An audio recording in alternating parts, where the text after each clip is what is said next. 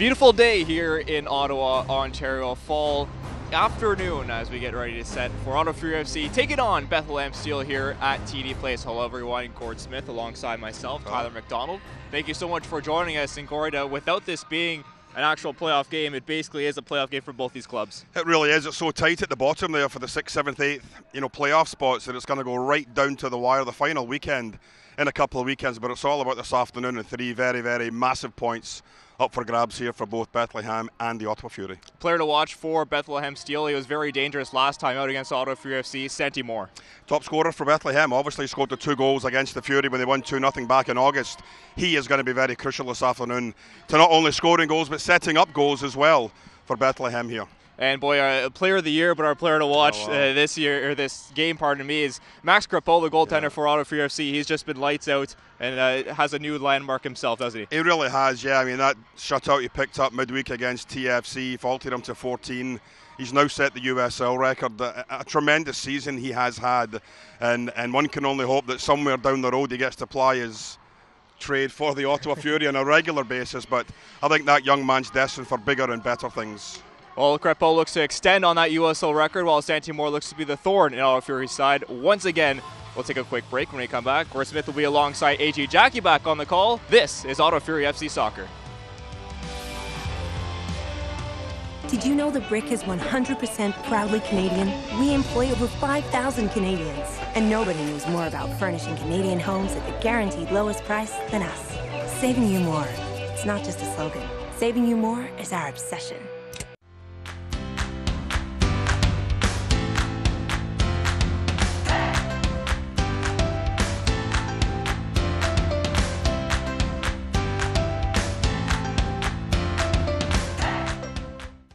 Gabriel Pizza, proud supporter of local sports.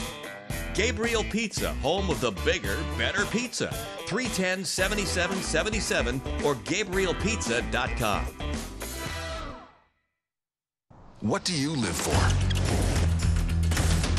Is it for your crew? For overcoming obstacles? Live for what you want. So what do you live for?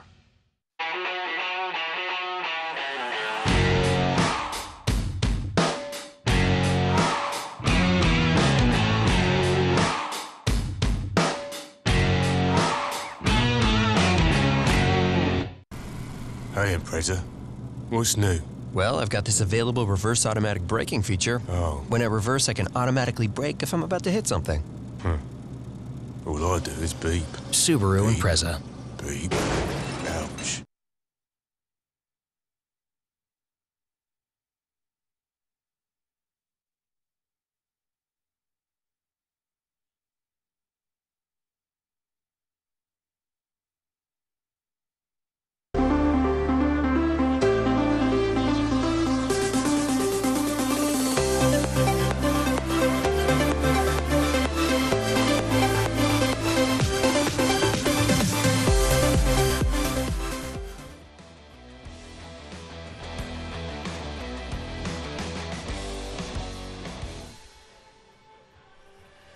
Welcome back inside TD Place. AJ Jackie, Gord Smith here as we get set for this one today between Ottawa Fury FC and the Bethlehem Steel. And Gord, I mean, this is a massive game. I think that's an understatement for both of these teams. Yes. And for Ottawa, I think the math is pretty simple. 2 wins, you're going to be in. A win and a draw, you've got a very good chance. Anything less than 3 points, you're probably not making it. A win and a loss, and you're probably 50-50. You're in a spot where you're needing a lot of help. They've had a lot of help lately, but the reality is if Ottawa wants to ensure that they don't get any help down the stretch and still make it, they have to win today. Well, the math is really simple, isn't it? Another 6 points puts you well up there, and the way teams have been knocking each other off. We had a chance to talk to Coach Burke just before the game, and he's just saying the same thing. Everybody's taking points off of each other the last 2 or 3 weeks. No one's really getting an opportunity to create some separation. Everything from 5 down to 10, maybe even 11 if we get a chance to look later on. We are going to see possibly some changes over not only this afternoon. One of these two teams is going to either vault well up to 40, 48, 47 points, but again, it's just a case, AJ, of going out and doing the job. I mean, you've got your 2 biggest games of the season coming up for the Ottawa Fury. Doesn't matter what's happened before. 2 games, you got a really good chance, as you said, to get in. Let's have a look at the starting 11 for both sides. The starting 11 brought to you by Gabriel's Pizza, Ottawa's bigger, better pizza, 310-7777. And for the visitors, Jake McGuire in goal, a back 4 of Bizo, Chaluya, Ofemu, and Mahoney. In midfield, you got Chambers, Aronson, and Fontana. Moore, Herbers, and Galena up top. As for Ottawa Fury FC, they go with the 4-3-3 that we have been seeing all season long. Maxime Crépeau, 14 shutouts on the season, Elite USL. That ties Romuald Pézère for the club record in league play. Back 4 of Eddie Edward, Thomas Mayer-Jaguar, David Edgar, and we've seen this on the road, but this is the first time we'll see it at home. Carl Howarth, the captain, playing at right back. Then in midfield, Jeremy Gagnon-Laparé, along with Chris Manella and Christian Portilla. Azaki Lubiera up top, along with Tony Taylor and Steven DeSantos. So this for Ottawa Fury FC as they move left to right in this first half with their black kits, black shirts with the red, the black shorts and black socks. And it's Bethlehem in the all-white, moving from right to left in the opening 45 minutes. Yeah, there's really no excuse for these players as well this afternoon not to be up for this game. It's a situation where, you know the math, and we just mentioned it, AJ. Anything I think less than 4 points out of 6 will knock them out of the running. And the team, I'll say 3. Okay. Like Yes, you're right. And I say that because I'm religious with this site at this time of year. It doesn't matter if it's soccer, it doesn't matter if it's NHL. Right. Doesn't matter if it's CFL, whatever. SportsClubStats.com gives you a pretty good indication of if you get this many points, this is your chance. It is exactly 50% if you get 3 points. But again, the problem with 50% is, okay, a win and a loss, that means it's in everybody else's hands. You want it in your hands. Yeah, and I think, when you look at the tiebreaker that comes into play that's at the end of the season, well, if the other teams right now that are behind them don't pick up wins in the remaining 2 or 3 games as well, but certainly, wins is the first tiebreaker, and then it goes to goal difference and things along those lines. Here's Steven DeSantos making a run towards the penalty box. Referee says get up. Right at the edge of the area. Referee today is Farbazal Stasola. From my memory, this is the first time I can't recall. Stasola has ever reffed an Ottawa Fury FC game.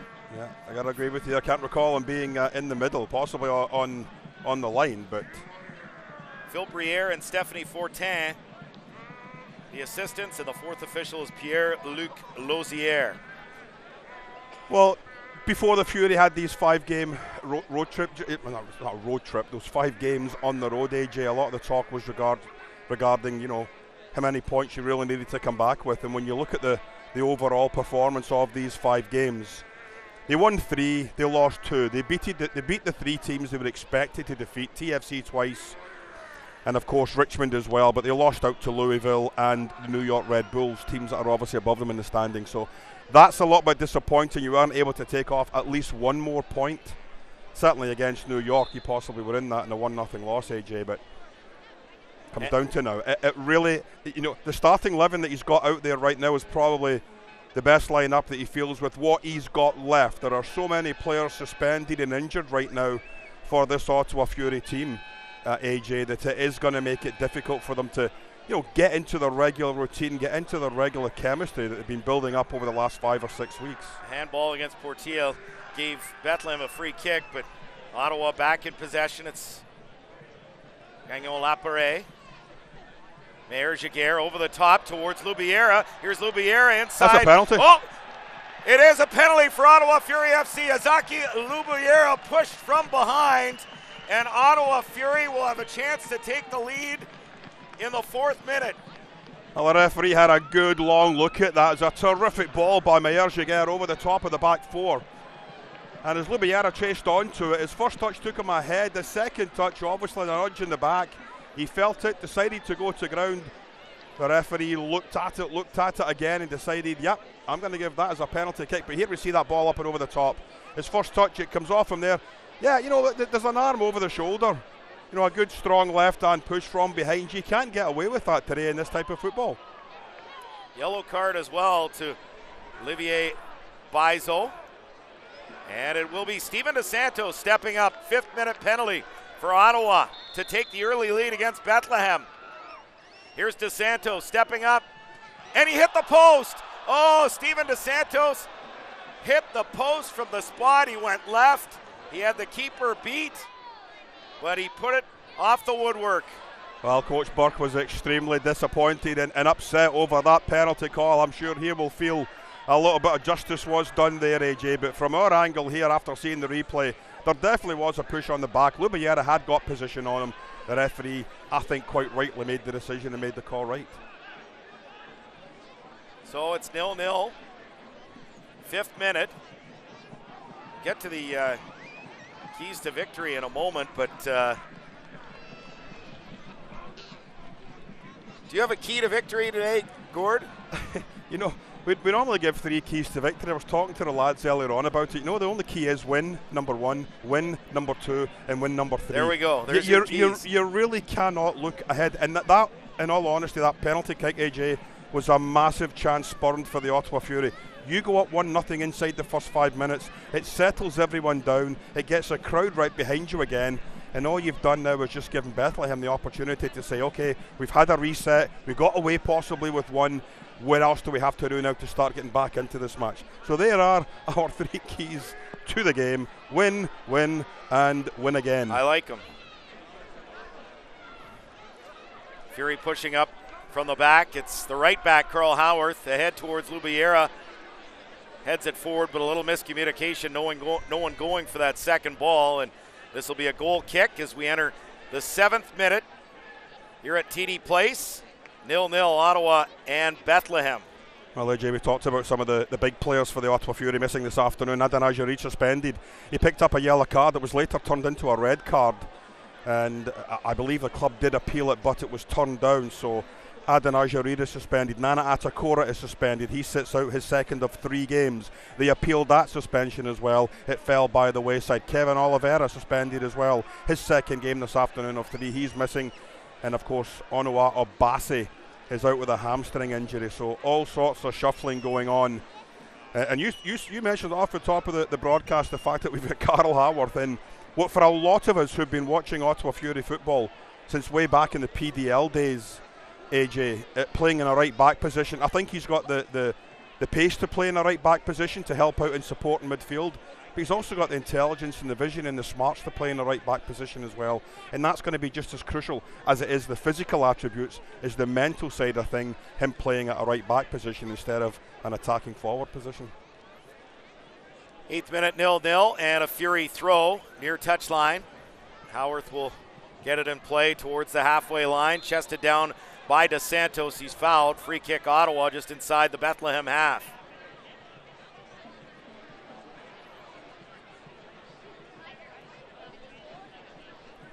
The other thing that should be mentioned, because everything's so tight, as you mentioned off the top, boy, if you could win 2 games, you give yourself probably a better opponent. Now, you're going to face a difficult opponent if you make the playoffs regardless, whether it's Louisville, Pittsburgh, or Charleston. But the way Cincinnati is going, 18 points up on 2nd place Louisville and Pittsburgh. If you could avoid that 8 spot. Now, I know, hey, it's about playoffs first. Beggars can't be choosers, but boy, if you could find a way to win these last 2 and not only get in the playoffs but avoid Cincinnati in the quarterfinals, that would be massive for the club as well. Yeah, I think Louisville would be another team you'd want to make sure that you're avoiding as well. You can only avoid so many. I understand that, but if you're able to push yourself up into 5th or 6th and take your chances with Pittsburgh and Charleston, but we've still got a game against Charleston to come up in a couple of weeks here at TD Place. And Big Cole comes out and plays it and put in a difficult spot. He was able to get it towards safety, is on the edge of the area. Here's Herbers for Bethlehem, plays it to the far left side. And now the shot slices wide from Chambers. And this will be a goal kick. Well, the Fury certainly made it difficult for themselves. They didn't. Twice they had an opportunity to get it cleared away. Once Crépeau, I don't think he was expecting that ball to come back from him originally from Thomas Meyer-Giguère, but it was Meyer-Giguère, I think, on the second clearance that didn't get it away as positively as it needed to be, and very, very fortunate that final ball from Moore on the left-hand side. Sorry, on the left-hand side when it was played into the back post was missed by the striker trying to slide in. Here's Howarth pushing forward. Now to DeSantos. Taylor makes the run, but this will go out for a goal kick in the 10th minute. And both teams set up here in this 4-3-3 formation that we see so very often from teams that are coming into TD place. You're obviously just trying to match the bodies up front and match the bodies in central midfield. We have seen some teams coming in and play 5 in the middle age 8 times, really trying to throttle that midfield area and not allow the Fury any chance to build up play. But this afternoon it's a straight 4-3-3 and everybody's just trying to gain that little bit of advantage, certainly in that midfield position. Here's Bizo. Ofimu. Mahoney across for Chaluya.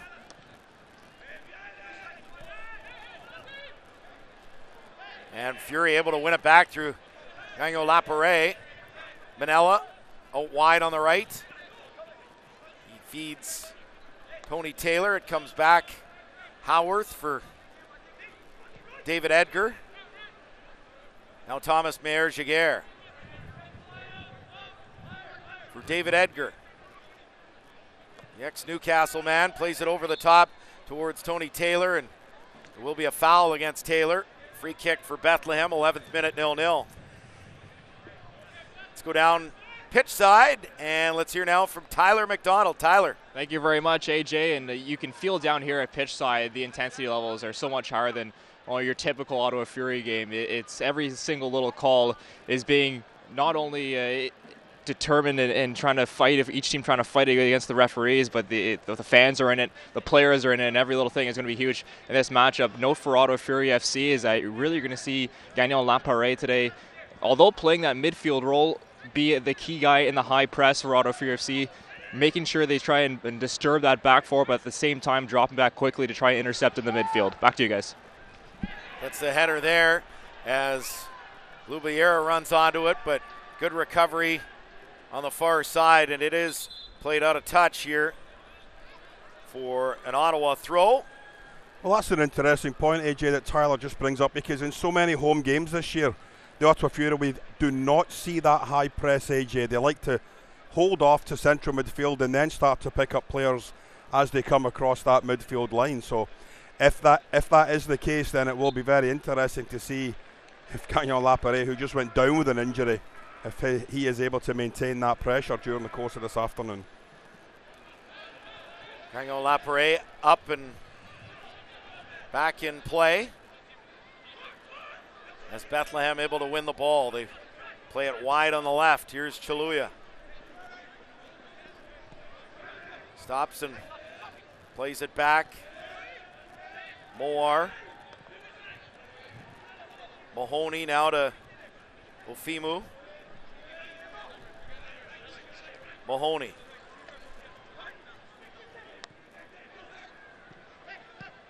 Sent forward towards Herbers, and this goes out for a Bethlehem throw. Well, just having a quick look at how this back four is set up, AJ, for the Ottawa Fury. It's a very narrow and compact back four. I think they're more than willing to give up the width to Bethlehem here this afternoon.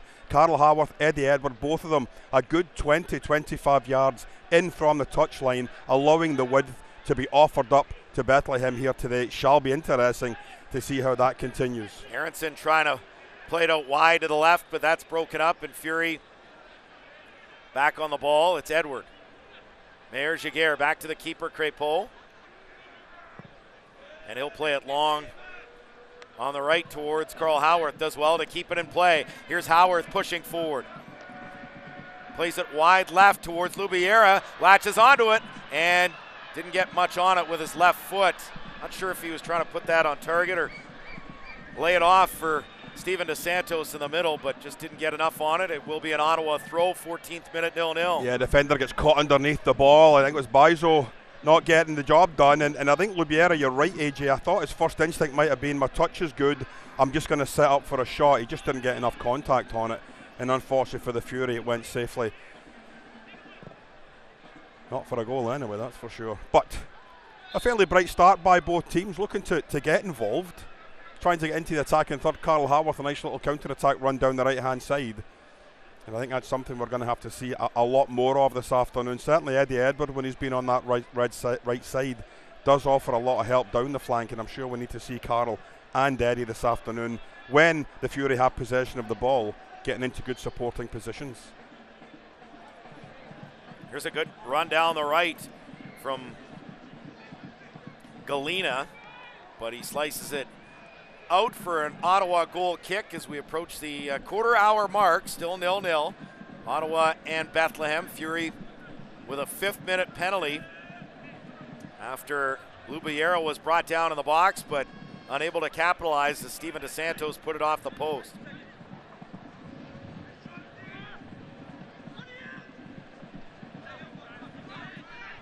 Bethlehem throw here just inside their own half. Interesting. I mean, the schedule is, I don't know what happened with the schedule this year from a Fury perspective, but I seem to remember you weren't happy about it a couple of times. Well, from a couple of different perspectives. Number one, I don't think you should be going a whole month at home, a whole month on the road, a whole month at home. Like, to me, that's not good. No. And then when you have 16 teams, to have a bye the second last week of the season, to me, isn't good either. No. I mean, you play all these games crammed into, and now sometimes. you have a bye week next week. To me, that makes no sense. If you're going to have a bye week anywhere, it should be put somewhere in the middle of the season, in the middle of the Canadian Championship, when you're playing those games Wednesday, Saturday. You should not have a bye week. If you have an odd number of teams, yes, that's I get it. yeah. Someone's got to have the bye. But with 16 teams, there's no excuse for Ottawa having a bye next week. And that needs to be sorted out going into next season. That should not happen. Let's hear now from Tyler McDonald, pitch side. Tyler.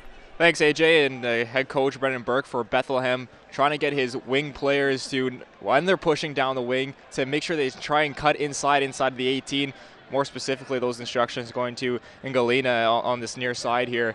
Wanted to see him, when he beat Eddie Edward, cut toward the 18 and try to get a shot on goal rather than that silly cross that he made that didn't go anywhere. Back to you guys. Yeah, I mean, it's a good point. I mean, he did the difficult part, didn't he, AJ? He got in behind Eddie Edward, and then his first touch more or less took him square to the byline instead of angled towards the goal, and that obviously was what the coach was upset about. Not a good ball there. Portilla intercepts, and Fury look to take advantage. Here's Gagnon Lepore. Plays it wide right. Tony Taylor does well to take it down. Taylor now to Howarth, and he'll play it back. Ottawa comfortable in possession. Manella. Howarth, Manella. 30 yards from goal. Pushes it back to Howarth. And he'll play it back to Thomas Mayer-Giguère just inside the Ottawa half. Now to Gagnon Lapore. Christian Portilla gets it away from the charging Herbers. Over the top towards Tony Taylor, and that's headed back towards Lubiera. In the middle, DeSantos chests it down. Wide right for Howarth. Carl Howarth beats one man, but ball got away from him, and back come Bethlehem on the counter. Good work back, tracking there from Carl Howarth. It will be a Bethlehem throw, 19th minute, 0-0. Just to follow up on what I was saying about the bye week. So one game left. It comes 2 weeks yesterday at home against Charleston. If Ottawa doesn't win today, they are absolutely going to be watching every result so closely between now and that Charleston home game as Fury push forward. DeSantos now to Lubiera. Cuts back, now into the middle. Plays it wide right. DeSantos. Back into the middle, Portilla. And a little too much on that ball. Edward was looking for it on the left, but it goes to the keeper, and Jake McGuire will send it forward for Bethlehem. I mean, you look at this Charleston team, and they had a golden opportunity last night, AJ, to wrap up a top 4 spot against TFC, and they lost 2-1. I mean, you can't be dropping when you're that high up the table and you're trying to cement a top 4 spot. You cannot be in a position to drop points against the bottom team in the division. That's one thing Ottawa's done very well this year, is their games against, that was a real problem last year. Drop points against TFC2, for example, but when you look at their games against Atlanta, TFC2, and Richmond, 7 matches, 19 points. The only drop points were that strange match that was suspended halfway through, and then they played the last 46 minutes.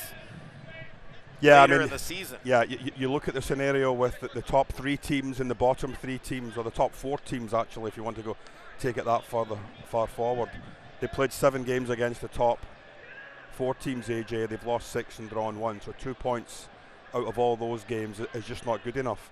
But as you said, the counter to that is against the bottom 3 teams, you've picked up pretty much maximum points. So it's been the entire reverse, 6 losses in 1 draw. So it's the middle of the bunch is where it's being played out, and that's exactly as we're seeing here this afternoon, and as we've seen for the last 3 or 4 or 5 weeks in the USL, is that the middle pack can beat each and every other team on any given Saturday or Sunday, AJ.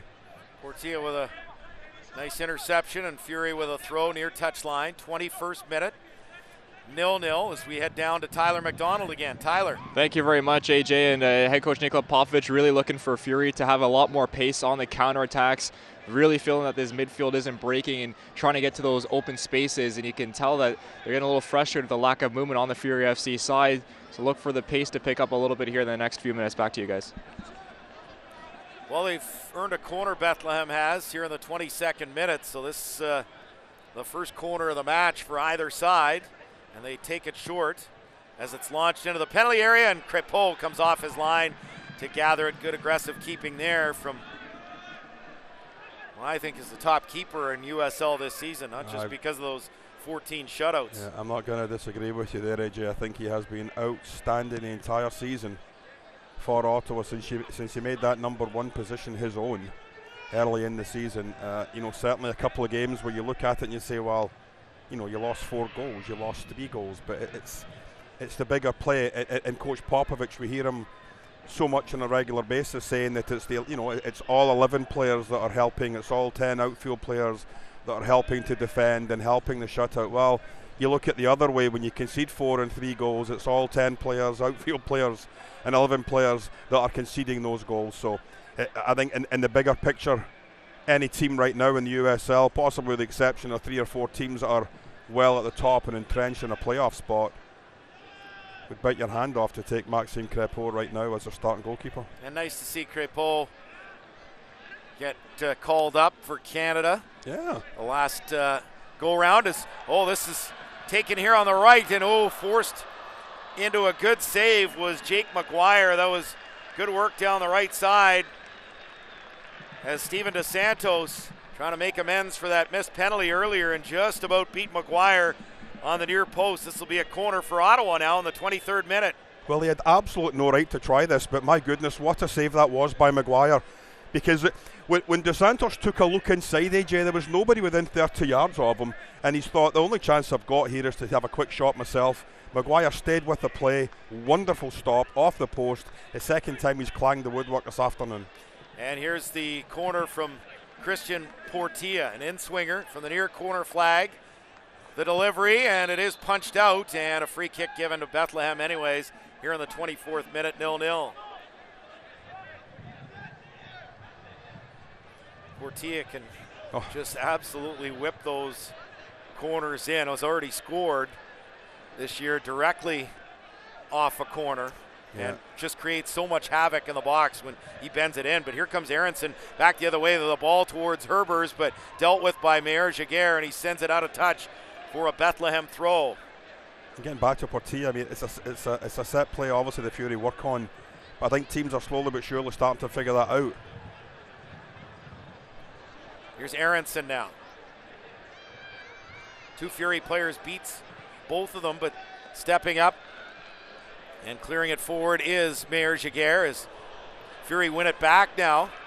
And here's Tony Taylor with DeSantos on his left, 30 yards from goal. And that's a very important challenge by Matthew Mahoney, the center back, to prevent what could have been a dangerous opportunity for Fury. And now Bethlehem look to counter. It's end-to-end stuff now. Here's a right-footed drive and just missing. Oh, wow.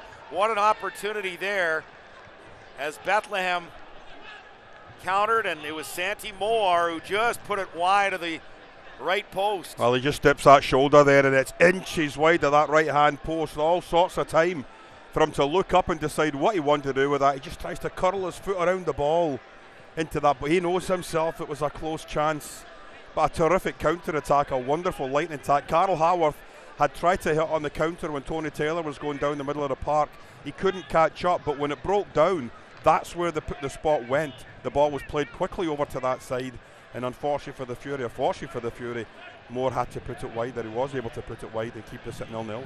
Flicked on here by Gagnon Lapare. Now DeSantos with the ball towards Taylor, and it is sent forward, and they win the throw as well. Chaluya, good work on the near side, and it will be a Bethlehem throw deep inside their own half. 26th minute, 0-0 here at TD Place in this crucial 6-pointer, with both these teams right now sitting in playoff positioning, but so tight, in particular between 6 through 10. Bethlehem 45 points, Ottawa, North Carolina, Nashville 44 points, New York 43 points. Only 3 of those 5 teams will make the playoffs, and that's if Tampa Bay doesn't get back in the mix on 40 points. That's maybe a bit of a stretch, but I guess if they win out, they would have a chance. Here's Haworth now on the right. Looks for the diagonal ball into the box. It comes to Lubiera. Plays it back out. Portilla! Oh! Portilla absolutely got all of that, and he put it off the corner of the post and the crossbar. What a drive from Christian Portilla in the 27th minute. It will be a goal kick for Bethlehem. I thought that actually came off a number 53 there, but it did. There seemed a bit of a spin. I'm surprised that wasn't caught, but what venom that was hit with, AJ. Just put his foot right through it. Lovely little layback from Lubiera, though. The pace on it had to be just perfect for Portilla to take that on the first volley, and my goodness, what a strike it was. I really think that took a deflection on the way through, but obviously not caught, or obviously it didn't happen, and goal kick the other way. So it's 2 posts for Ottawa here today. 3 if you include the penalty. DeSantos had 2, and now you've had the one where the goalkeeper tipped it onto the post. Okay. So that was a great save. But still, you're right. I mean, the chances have fallen to Ottawa, and I think it's indicative, AJ, of how the entire season has gone. You have, in a lot of times, had the better chances in games. A lot of time you've got the quality number of chances, but you're just not burying them. And a post is fine, but it's not a goal. It's not a goal. We all know that, and you can say at the end of the game, oh, we hit the post 3 times, I hit the post or the crossbar 4 times. It doesn't matter.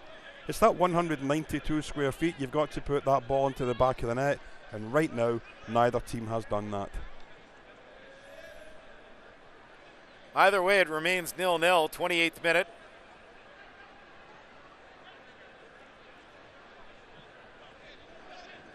As Bethlehem look to counter, and that's good work. Carl Haworth heading it out for a Bethlehem throw. He certainly looks comfortable back there, the Ottawa Fury captain, Carl Haworth, playing right back. No, you're right. He really does, and I'm sure if he had his druthers, he'd be wanting to play as one of the striking role, but if coach sends you out there in the starting 11 and that's the position you're playing, then so be it.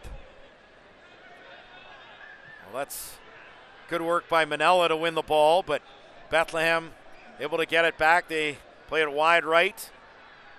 Here's Galena and Gagnon Lapare with good defending as Edward sends it out of touch for a Bethlehem throw. And a free kick given as Gagnon Lapare ruled to a fouled Olivier Bizo.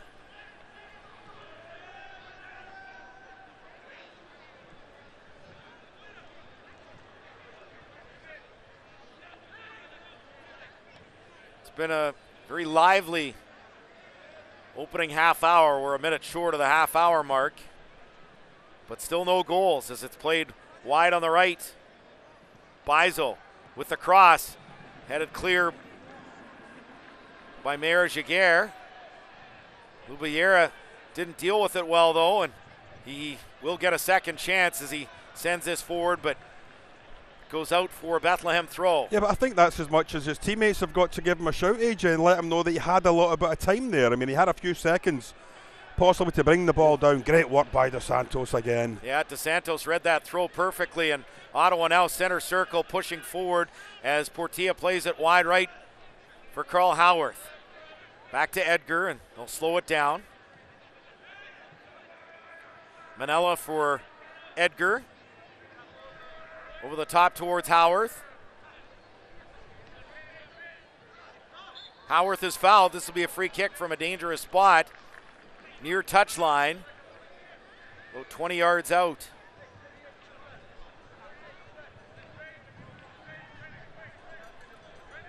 So we'll see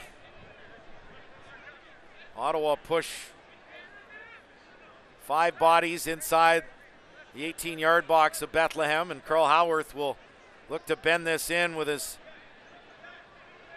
right foot on the right side of the pitch. Here's the delivery from Howarth on the free kick, and it's a header off the crossbar again. Wow, the woodwork not Ottawa's friend today. This one from Thomas Mayer Jaguar, a free header off the bar. Unbelievable stuff. What a delivery there from Carl Howarth, but Fury with no luck. Oh, it was here in absolutely the first terrific. half hour. And it was a free header, wasn't it? And he knows himself he needs to do better with that. But what a ball whipped in. There's so much pace on it. Mayer Jaguar just has to get the slightest of touches on it, AJ, direct it towards goal. And unfortunately comes back off the crossbar. And dear oh dear, how many more of these are we going to have to watch before it ends up in the back of the net? Let's head down to pitch side. Here's Tyler McDonald. Thank you very much, AJ. And I mentioned the high press from Ottawa Fury FC that they need to continue. But at the same time, it looks like Nikola Popovic really wants tight marking as well in the midfield. Find that there's a little bit of misplays by Bethlehem in the midfield that they can take advantage of.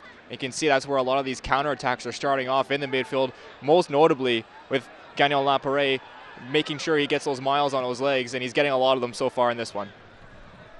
Well, you can't argue how Ottawa has performed. No. They've come out, they've done everything you could possibly ask. I mean, maybe you don't like the Moar chance where he put it about a foot wide, if it was even a foot wide. But beyond that, I mean, this has been domination from Ottawa Fury, and they should have at least multiple goals. Yeah, I think Bethlehem have just in the last sort of 15 minutes have drifted out of the game, other than that counter-attack, as you mentioned, by Moore. But they just seem to be fairly content to just, allow Ottawa to get the possession. But Ottawa, the one thing Ottawa's doing nicely is they are hitting a little bit better on the counter-attack, as Tyler had mentioned, and that's going to have to continue. You're going to have to we haven't seen an awful lot of Eddie Edward getting down this left-hand side, AJ, and I think that's something that might have to change in the second half. You need to get Eddie more involved from an attacking standpoint, provide Lubiera with some support down that flank.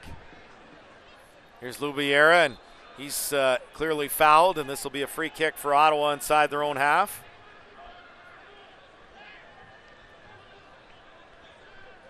I mean, it's an old saying, you're fighting for your playoff lives here, but I think that's exactly what we're seeing here this afternoon, AJ.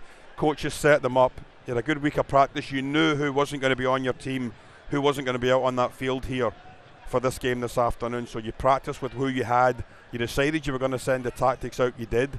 And so far, you have to say, it's working for them. I think Dos Santos has been terrific out there, battling away against the two strikers. He's winning balls in the air. He's winning balls 50-50. Great game from him so far as well. Here's Eddie Edward now as Ottawa looks to attack again. Manella back to Howarth. To the keeper, Crépeau. Back inside the Bethlehem half. Howarth. Taylor into the middle. Gagnon Laparé towards Dos Santos, and this is headed out for an Ottawa throw. 34th minute, 0-0. I just want to get this straight. Obviously, I know the penalty was off the post. The deflection.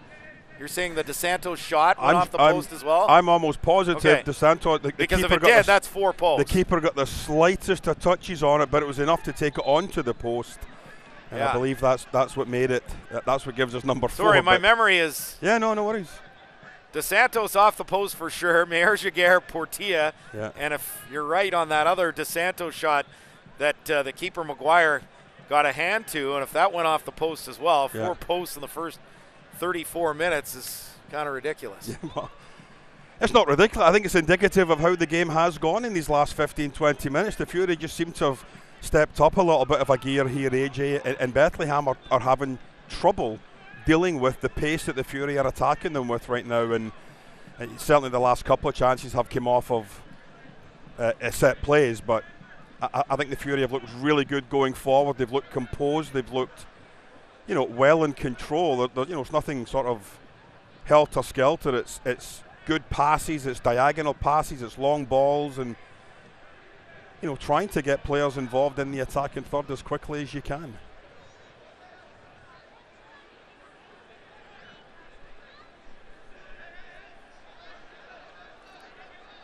.36-minute 0-0. Bethlehem brings it up from the back as Ofimu plays it to the keeper, McGuire. Flicked on, but right towards David Edgar, and Fury back in possession. Here's Crépeau. Long ball, climbing over the back of Lubeyera was Olivier Bizo. That's a free kick for Ottawa. Halfway line, far touchline. Yeah, I think Lubeyera's been quite active this afternoon, AJ, hasn't he, inside these first 36 minutes. He's always given himself as an option. And here's Lubeyera now as well. Edge of the 18-yard box, trying to make something happen. And he will, that'll go out for a corner. So good work by Azaki Lubeyera there. If I'm the coach, I'm absolutely livid that Lubeyera's been able to get in behind my fullback, because Lubeyera was standing at the centre midfield. He'd received the foul, and he was slowly walking his way up until the final sprint. How he was able to get in behind the back four that obviously has seen him coming doesn't make any sense. So it's a Portilla corner. This time it's an outswinger from the far corner flag. Here's the left-footed delivery, and getting his head to that was Tony Taylor, but put it over the bar, and it will be a goal kick for Bethlehem as Ottawa's pressure continues here in the first half, but still no goals. 37th minute here at TD Place.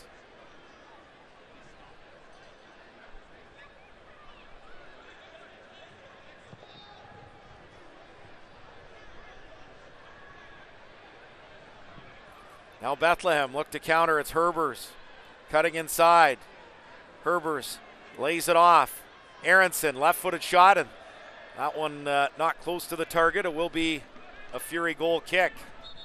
Well, I think Bears chose the wrong option there, AJ, as that last attack came through. There was a terrific run down the channel. I think it was Galena that had made it, and all it needed to be was slip through, and he would have been in one-on-one with the goalkeeper, but he decided to come across the edge of the 18-yard box. In the end, the shot was wayward, but a nice counter-attack once again by Bethlehem, and that seems to be where they've been most dangerous here this afternoon, AJ, is when the Fury do commit players forward and they see their chance, whether it's on a set play, whether it's from open play. Bethlehem do a really good job of identifying where the space is and exploiting that really quickly. So a Fury free kick now, just inside the Bethlehem half. 39th minute, 0-0. Christian Portilla lining this up as Ottawa pushes again. 5 players, edge of the 18. Flicked on towards Mayer Jaguar by DeSantos, but cleared away by Chambers.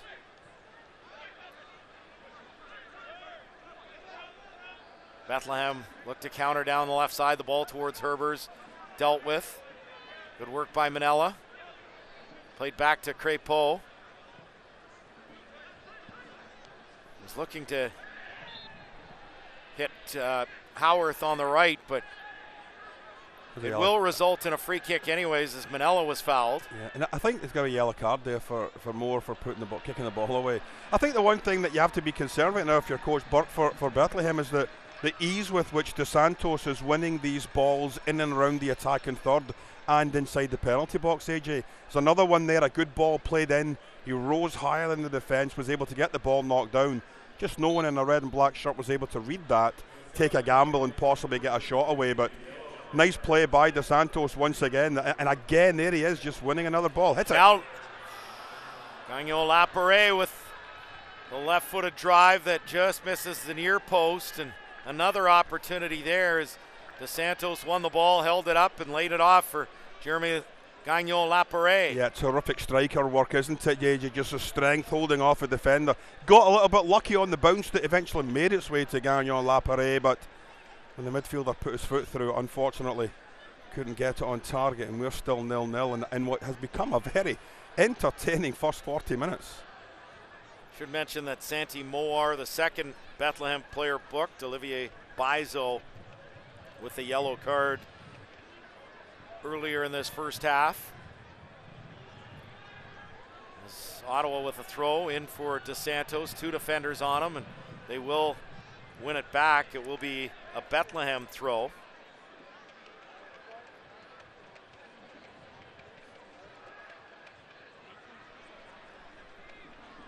Bizo towards Fontana. Fury win it back, it's Lubiera. Down the left side. Tracking back is Fontana. Lubiera towards the byline, and they say it went off Lubiera last, so it will be a Bethlehem throw.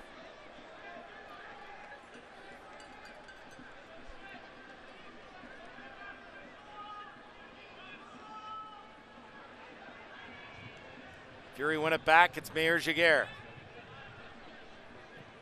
Edgar up top towards Dos Santos, chests it down.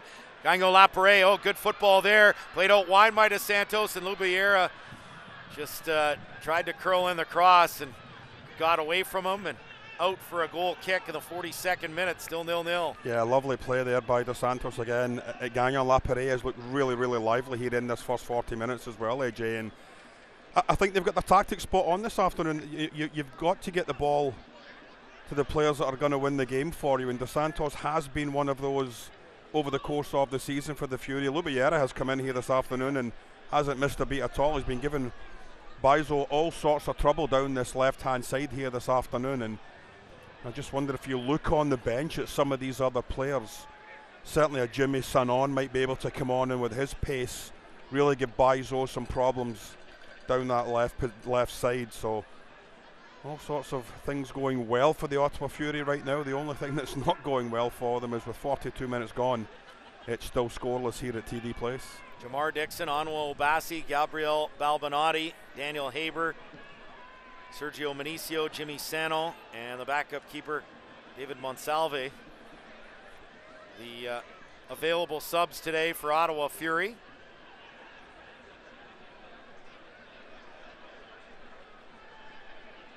Bethlehem in possession, Fontana for Mahoney.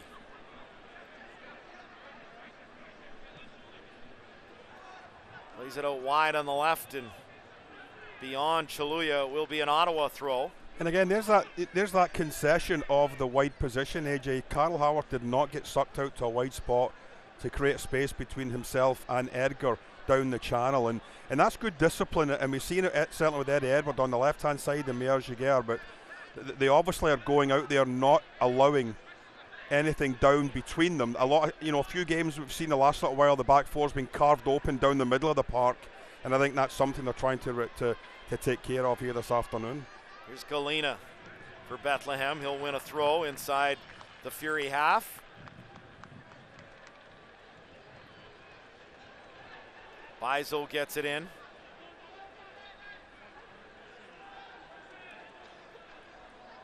Here's Bizo. Forced back by 2 Fury defenders. Good work by Gagnon Laparé and also Portilla. And Bethlehem forced to play it all the way back to their keeper, Jake McGuire, who had that good save off of Steven Dos Santos, but beyond that has had a lot of luck. He's going to be kissing the woodwork on the way into the halftime talk. As well, he should. I mean, you know, you get through sometimes a whole season only hitting the post and the crossbar 4 times. To do it 4 times in one half is quite incredible, and I'm sure that's part of the positive approach that Coach Popovich will just give to his team. Keep it going. Fury win a free kick Moore's here. in trouble. He's in trouble. Moore's already got a yellow card for doing the same thing. Booted the ball away, and He's we'll off. see if the referee is going to punish him for it. He's got to. And right now he is yet to reach for that yellow card. Oh, I think he's going to get off with it. Oh my goodness, that's a huge let off for the young man, the young Spaniard there. I mean, at this point when it cuts inside, there's the foul, right? The whistle's gone, right? And he still hasn't kicked the ball. Now the ball's getting kicked away, and he's a very, very lucky young man that wasn't a second yellow card for 2 identical offences for kicking the ball away after the whistle had gone. But I can tell you right now, the next wayward tackle, or the next time he even goes close to a ball after a whistle's gone and touches it, he's gone. So we've got a minimum of 1 minute of stoppage time here. Showed the replay there. You know what? When you're already, it wasn't very good. I think a warning there is the right call. Yeah, but when you're already on a yellow for having done the same thing, AJ, and you do it again, yeah, the referee really shouldn't have any decision to make. It's another yellow card. Especially, I think it actually hit one of the Fury players with his shot as well. So let's just consider it one of these things that happens in football. He got away with it. I'm sure he'll have a little chat. Coach Burke will have a little chat with him at half-time, just saying, calm down. You know, we're still in this. It's 0-0. We're not down a goal. We don't need to be doing anything silly to put ourselves behind the 8 ball. There goes the halftime whistle. 0-0 at halftime, and Fury very unlucky as they hit the post of the crossbar 4 different times as we head down. And let's hear now from Fury coach Nikola Popovich. Hi, Coach. So it's clear that Fury set the pace in the first half, but what is your overall evaluation of the game so far? I think a very good first half. We produced a lot of offensive situations that I think with what we produced was enough. All right, some technical difficulties there, and no Nikola Popovich, but obviously you can hear a little bit that he is pleased with his first half. He should be pleased. Well, he that should was be. You're right, yes. A very good first half, and Fury unlucky not to be up, and unlucky not to be up by multiple goals. Yeah. I think overall it's been one of the better 45 minutes we've seen in a half by the Ottawa Fury. They've looked good at set plays, they've looked good in attacking, on the counter-attack. Defensively, they've been fairly solid. One chance by Moore, though, I think somebody laid off him a little bit. Somebody's got to pick him up before he gets that shot away. But by the by, I think it's been an excellent 45 minutes, and hope we see more of it here in the second half by the Fury. Coming up, it is our halftime show. Fury FC and Bethlehem Steel 0-0 at halftime. This is Ottawa Fury FC Soccer. Did you know the Brick is 100% proudly Canadian? We employ over 5,000 Canadians, and nobody knows more about furnishing Canadian homes at the guaranteed lowest price than us. Saving you more. It's not just a slogan. Saving you more is our obsession.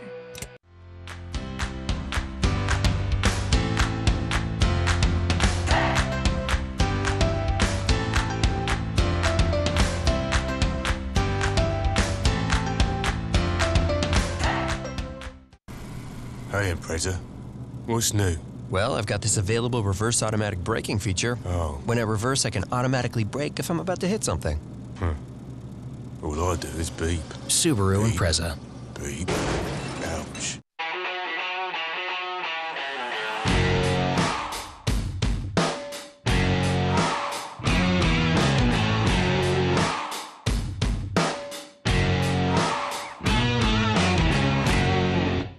Gabriel Pizza, proud supporter of local sports. Gabriel Pizza, home of the bigger, better pizza. 310-7777 or GabrielPizza.com. What do you live for? Is it for your crew? For overcoming obstacles? Live for what you want. So what do you live for?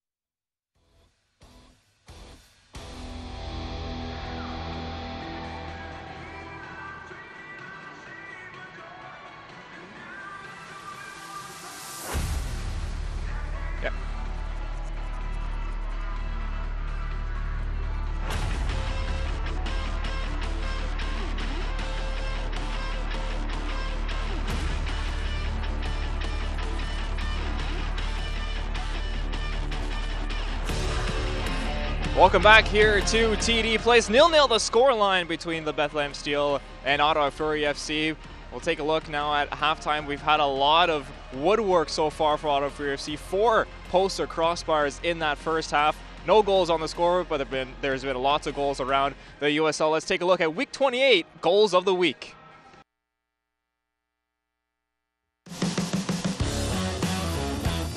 It's a heat-seeking service. LaGrassa heading it down. Hume! They score! And it's headed away. Here's Saeed. He'll release it. He's going to fire, and he scores! Saeed Robinson gets the switchbacks right back in the game.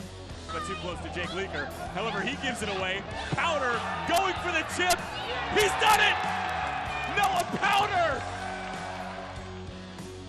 For the overlap, then carries it into the middle. And that shot finds the back of the net. Outstanding. Taylor tries to clear. It's blocked by Barajas. Alessandro Castro with the shot and the goal. What a goal by Castro there.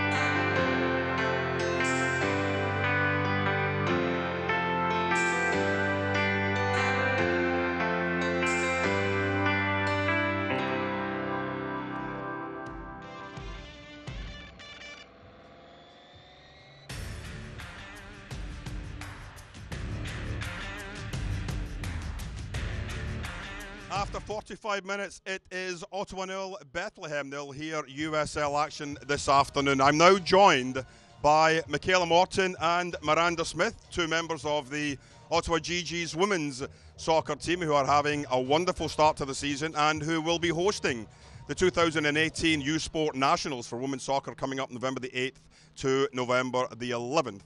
Let's quickly go to Michaela and ask Michaela the question, how has your season gone so far? What have you been happy about? What have you not been happy about as far as your record so far this season? A team ranked number 5 in the country. I think we've had a pretty solid season. Being new to the team, like everybody has been very welcoming, and the style of play is like just how I played as a child. So I think our season going forward is going to be even better than it's been since we've started. Obviously, we lost one game that we know we shouldn't have lost, but we can only move forward from that. Now, Miranda, it's obviously a different mindset when you know you're going to be hosting nationals as opposed to trying to win OUAs to get there, or at least a silver medal. Explain that mindset as far as how your practices are, what you're trying to build up to what will be hopefully a very, very successful season for you, November 8th to 11th. I don't think we've really changed our mindset in going for it. We want to keep going as if we didn't have a set spot in nationals. We want to go as if we're earning our way there. So we're just working as hard as we can every practice, putting in the effort, and hoping that we finish first in our conference, so that we can have a better chance or better spot going into nationals. And of course, you were both here this afternoon for what turned out to be a wonderful afternoon for the Ottawa GGs. Better yesterday or better to today as far as your experience at TD Place? Oh, I think they're both great. They're both totally different, but yesterday was a football game, today's soccer. Obviously, we play soccer, but super exciting to watch the GGs play here and win. Big win for the GGs yesterday in the football game. Thank you very much, ladies. Best of luck November the 8th to 11th. I'll have the pleasure of commentating the National Championships that weekend, so we wish you all the best for the rest of your season as well as heading into nationals.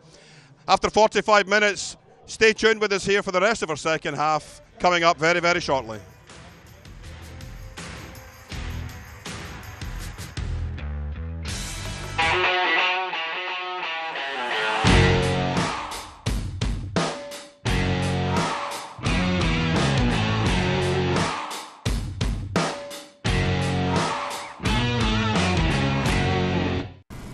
Hey, Impreza. What's new? Well, I've got this available reverse automatic braking feature. Oh. When I reverse, I can automatically brake if I'm about to hit something. All I do is beep. Subaru Beep. Impreza. Beep. Ouch. What do you live for? Is it for your crew? For overcoming obstacles? Live for what you want. So what do you live for?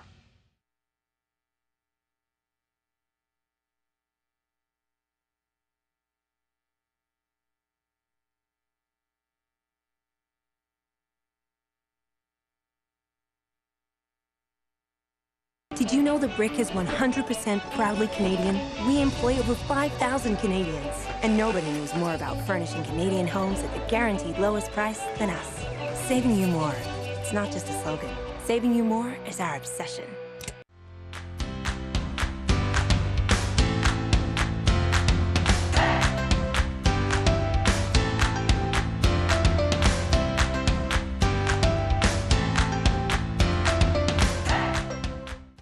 Gabriel Pizza, proud supporter of local sports.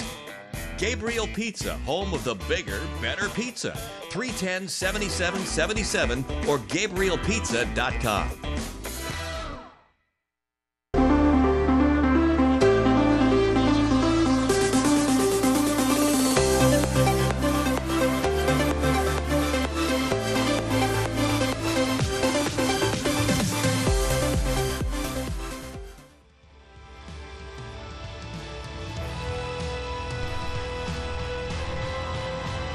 Welcome back. AJ Jakubek alongside Gordon Smith.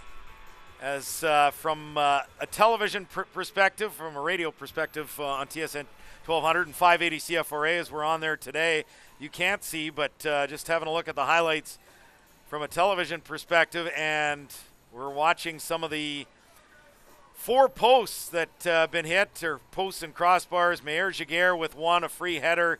We saw earlier the drive from Christian Portilla, and the 2 from Steven DeSantos, 1 the penalty and 1 the great save by Maguire that deflected it onto the post. So AJ Jakubik, Gord Smith here, 0-0 at halftime. Fury and Bethlehem.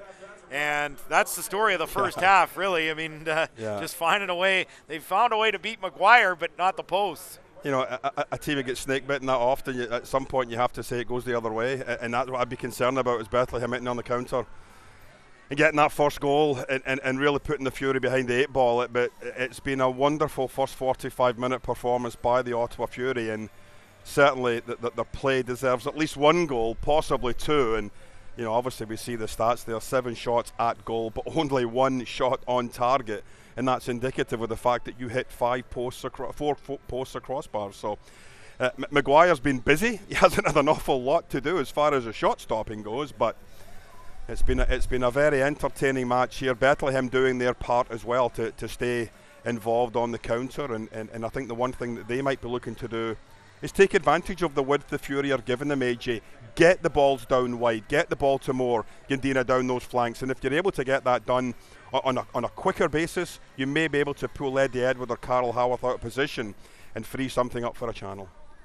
Well, this should be an interesting second half, and again, with so much to play for, Fury, boy, you certainly want the 3 points today, and here's the post pack again.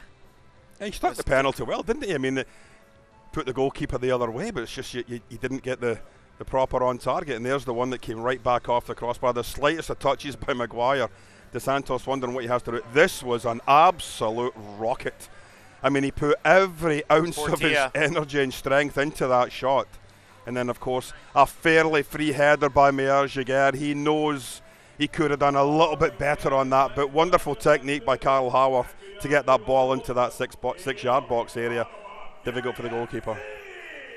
Well, we'll see if Ottawa can find a way to get one past Maguire and also past the post. And if they can do that, boy, they'd be in good shape for a playoff spot. Again, as it stands right now, when you look at the math, 6 points should almost definitely get you in. 4 points, a pretty good chance you're getting in. 3 points, and it's 50-50. You're going to need a lot of help. And anything less than 3 points, and you're probably not getting into the playoffs. So this is their second last game of the season, Ottawa Fury, and they certainly need something here today. You don't want to be in a spot where they do get a shot on target here from Izaki Lubiera just 20 seconds into the second half, and that's right at the keeper, Maguire. No trouble there. But you don't want to be in a spot where you lose, and all of a sudden, not only do you need a win in that last game against Charleston, but you need help around you. Yeah. Even if you get a point here today, it's not ideal. You'd like to get 3, but if you get a point, you say, okay, you know what? Let's just go and win that last game, and we're in. Well, a point at least keeps you in the discussion, doesn't it? A loss this afternoon, obviously Bethlehem would then go 4 points ahead of you. You can't catch them no matter what happens in your last game. You've now got a North Carolina and a Nashville sitting 1 point behind you with 3 games still to go. You really are having to make sure that you pick up at least 1, hopefully 3 points here this afternoon. And based on that first half performance, I would say that, you know, no one would begrudge them the 3 points at the end of the 90 minutes here this afternoon if they are able to continue. And we just saw Lubiera once again getting involved down that left side. I think he possibly does have the beating of Baizo this afternoon. This afternoon, and I think that's something that the Fury must just continue to do. Get that ball out to Lubiero down the left flank, and if you are able to get some support from Eddie Edward in behind him, or if you can get a nice early ball into DeSantos, or as he just proved 30 seconds ago, dip the shoulder, cut inside, take a right-footed shot, and maybe bend it away a little bit from the goalkeeper, as that first one was a fairly routine stop by Maguire.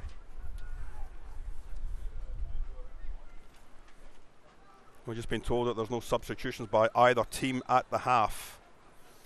So that's something. Have a look at the starting 11 for both sides once again. It is Jake Maguire in goal, the back 4 of Chaluya, Baizo, Mahoney, and Ofimu. Chambers, Aronson, and Fontana in midfield. Moore, Herbers, and Galena up top. For Ottawa, it's Crépeau in goal, Edward, Meyer-Jaguar, Edgar, and Howarth at the back. Gagnon, Lapare, Portilla, and Manella in midfield. Luboyera, De Santos, and Taylor, the forwards. As Ottawa moving right to left in this second half with their black and red kits, black shorts, black socks, and then the all-whites with the blue numbers. It is Bethlehem moving left to right. Bethlehem in possession now. Little back heel that does not come off and comes back to Mahoney, the center back. Let's have a look at the standings here. Top four, I mean, it's Cincinnati 75. They're just running away with things. Louisville and Pittsburgh on 57 and Charleston 53. They've all qualified for a playoff spot, so it's 5 down. That's interesting. Indy's in a good spot with 48 points. Then Bethlehem 45. This is where it gets interesting, 6 to 10. Bethlehem 45. Ottawa, North Carolina, and Nashville 44. And New York 43. So 2 points separating those 5 teams with 3 spots available. Tampa still barely in the picture on 40 points. They would have to likely win out if they are going to make the playoffs, but it is very tight in the USL East when you look at 6 through 10. And the best thing that could have happened to the Ottawa Fury last night was Nashville won, New York Red Bulls won. I mean, if either team had picked up 3 points there, it would have just made it that much more of a mountain for the Fury to climb up here this afternoon. Here's De Santos now, down the left side, stops, edge of the penalty area, a lot of white shirts around him, plays it back to Christian Portilla. Comes back to David Edgar. Now Portilla. On the right for Carl Howarth. One touch towards goal. And this is grabbed by McGuire in the 50th minute here at TD Place, 0-0.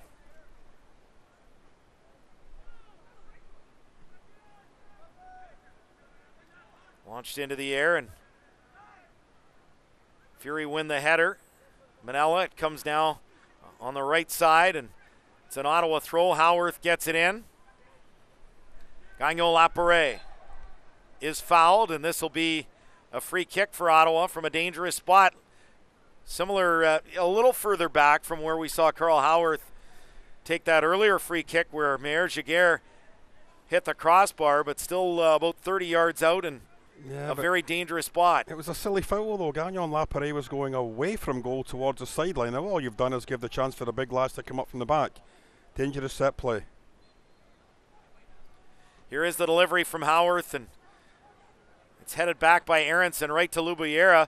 Plays it into space. Can Edward keep it in? And no, he did not keep it in. It will be a goal kick for Bethlehem in the 51st minute. Yeah, he had to take that first time. I don't think he realised he was running out of real estate there, AJ. If he'd have taken it with his left foot and clipped it in first time, it might have been a lot bit easier. Right here we see on the replay when he tries to take it with the first touch with the right foot, carries it over the line, and goal kick coming up.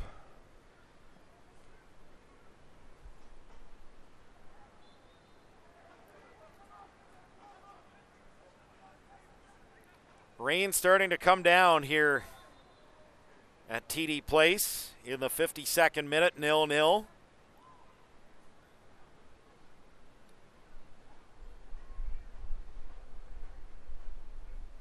As Bethlehem with a free kick just inside the Ottawa half. Chambers plays it wide right for Beisel. Now the ball in towards Herbers, met. Good work there by Portilla, but Bethlehem get the ball back. Here's Chaluya on the left, working against Howarth. And trying to slice this in. That's good defending from Carl Howarth. Really Again, can't say enough. I mean, this is a guy that it's his 5th year with Ottawa Fury. I mean, we saw him a little bit in midfield at times, but it's basically been a striker role, whether he's been in the middle or out wide for Ottawa Fury FC. And for him to come in and play right back these last few games and look as comfortable as he has, I think is a real testament to his intelligence, as you mentioned, and his professionalism as well. Well, it's always nice to be in the starting 11, and players will tell you, I'll play wherever the coach needs me to play, but you never want to get that word versatile stuck beside your name, simply because you end up playing in positions that you're not fully comfortable, even though you can, and you're in a bit of a crisis. We're short of left back, we're short of holding midfielder, but you certainly can't fault Carl and his performance at right back since he's gone in there these last number of games for the Ottawa Fury. I kind of take offense to that as a guy who calls multiple sports, does multiple things. You never want to have the word versatile next to your name. I take offense to that, Gord Smith. As an athlete, not a broadcaster, there's a huge difference. I'm not sure there is. And I've seen your 200-yard run. I don't think it's that impressive either, by the way, just to let you know. That hurts even more. Like, how many arrows into my heart are you going to place here today? Are you going to start talking about Newcastle next? The good news is Newcastle haven't lost yet this weekend, isn't it? Have they played? Did they lose yesterday? No, they lost 2-0 to Leicester. Thanks, there we go. I just wanted to make sure you brought that up. But on the plus side, Wolves are doing well. Your other team. They are. Yes. I need another team because I need somebody to cheer for. 54th minute, 0-0.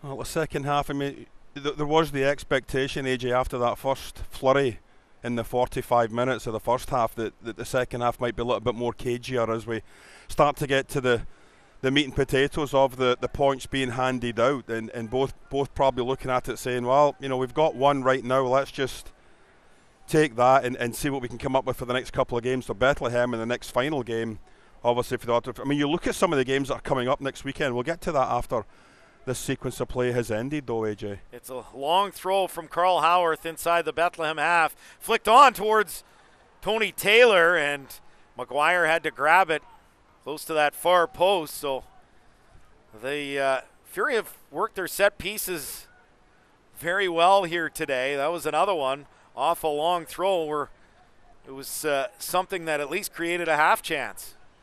Yeah, and that's where they did look very dangerous in that first 45 minutes, was from the set plays. Certainly on the counter-attack as well. The Santos effort was wonderful, but you've just got to try and get back into it from open play, win possession back and keep going. Here's Gagnon Lapare, now moves it wide right. Tony Taylor inside the Bethlehem penalty area with the cross, flicked on towards DeSantos by Lubiera, but Bethlehem able to win it back as this ball is played into the center circle, and it's won by Carl Howarth, and he's clearly clipped there. Free kick going Ottawa's way. Foul against Santi Moore, and again already on a yellow. He's on that danger line where he could have been sent off in the first half with a second yellow. Yeah, I don't think there was an awful lot in that one there, though. I mean, certainly there may have been contact there with Carl, but I don't think there was any flick out there to intentionally kick him. So I'm not saying it should have been a yellow. No, I'm no, just saying no. He's got to be careful. Yeah, for sure.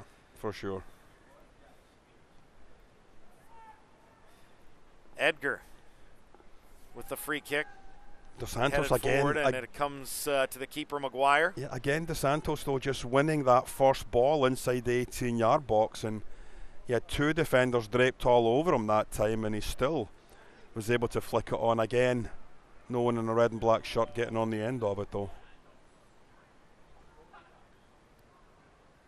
Herbers plays it out wide right, and this is sent out of touch for a Bethlehem throw by Portilla. And now Gagnon Lapare clearly fouled. This will be a free kick for Ottawa inside their own half as we are in the 57th minute here at TD Place, 0-0. Well, we mentioned some of those upcoming games, AJ. Coming up October 3rd, Atlanta, Tampa Bay. That's a massive one for Tampa Bay. A 3 points there would really vault them up again in line with the New York Red Bulls 2 at 43 points. It's the following weekend, Indy 11 Bethlehem, North Carolina, New York Red Bulls. Richmond and Nashville, Tampa, Charlotte, all sorts of big games coming up next weekend. That bye week for the Fury, where all they can do is just sit, pick and choose what game they're going to watch, and then see how it plays out, so that they know exactly what has to happen, if there still is a have to happen for the Ottawa Fury on October 13th in that final game. Well, I think either way, there is going to be a have to happen. I think that last game is going to mean something no matter what, win, lose, or draw today. But you'd like to be in a spot where, okay, you know what, we only need a point. It's your own destiny, better your than own control. Yeah. Okay, we need a win and help. Yeah, Charleston's form lately hasn't been anything to write home about. The last 5 games, 2 wins, 2 draws, a loss. That loss obviously coming in their last game against Toronto FC 2. Let's head down pitch side. Here's Tyler McDonald. Thank you very much, AJ. And for Fury FC, it's a lot more of the same here in the second half. Also, Nikola Popovic wanting more balls in the air in the second half. Fury just starting to get their subs going, so I expect a sub coming from Fury FC in the not too distant future. And we have a card coming up here to Bethlehem. Back to you guys. And it is a yellow card as Gagnon Laparé was fouled. And this coming to Ofimu, center back. So Ofimu, Bizo, and Moar all booked for Bethlehem as we're into the 60th minute, 0-0.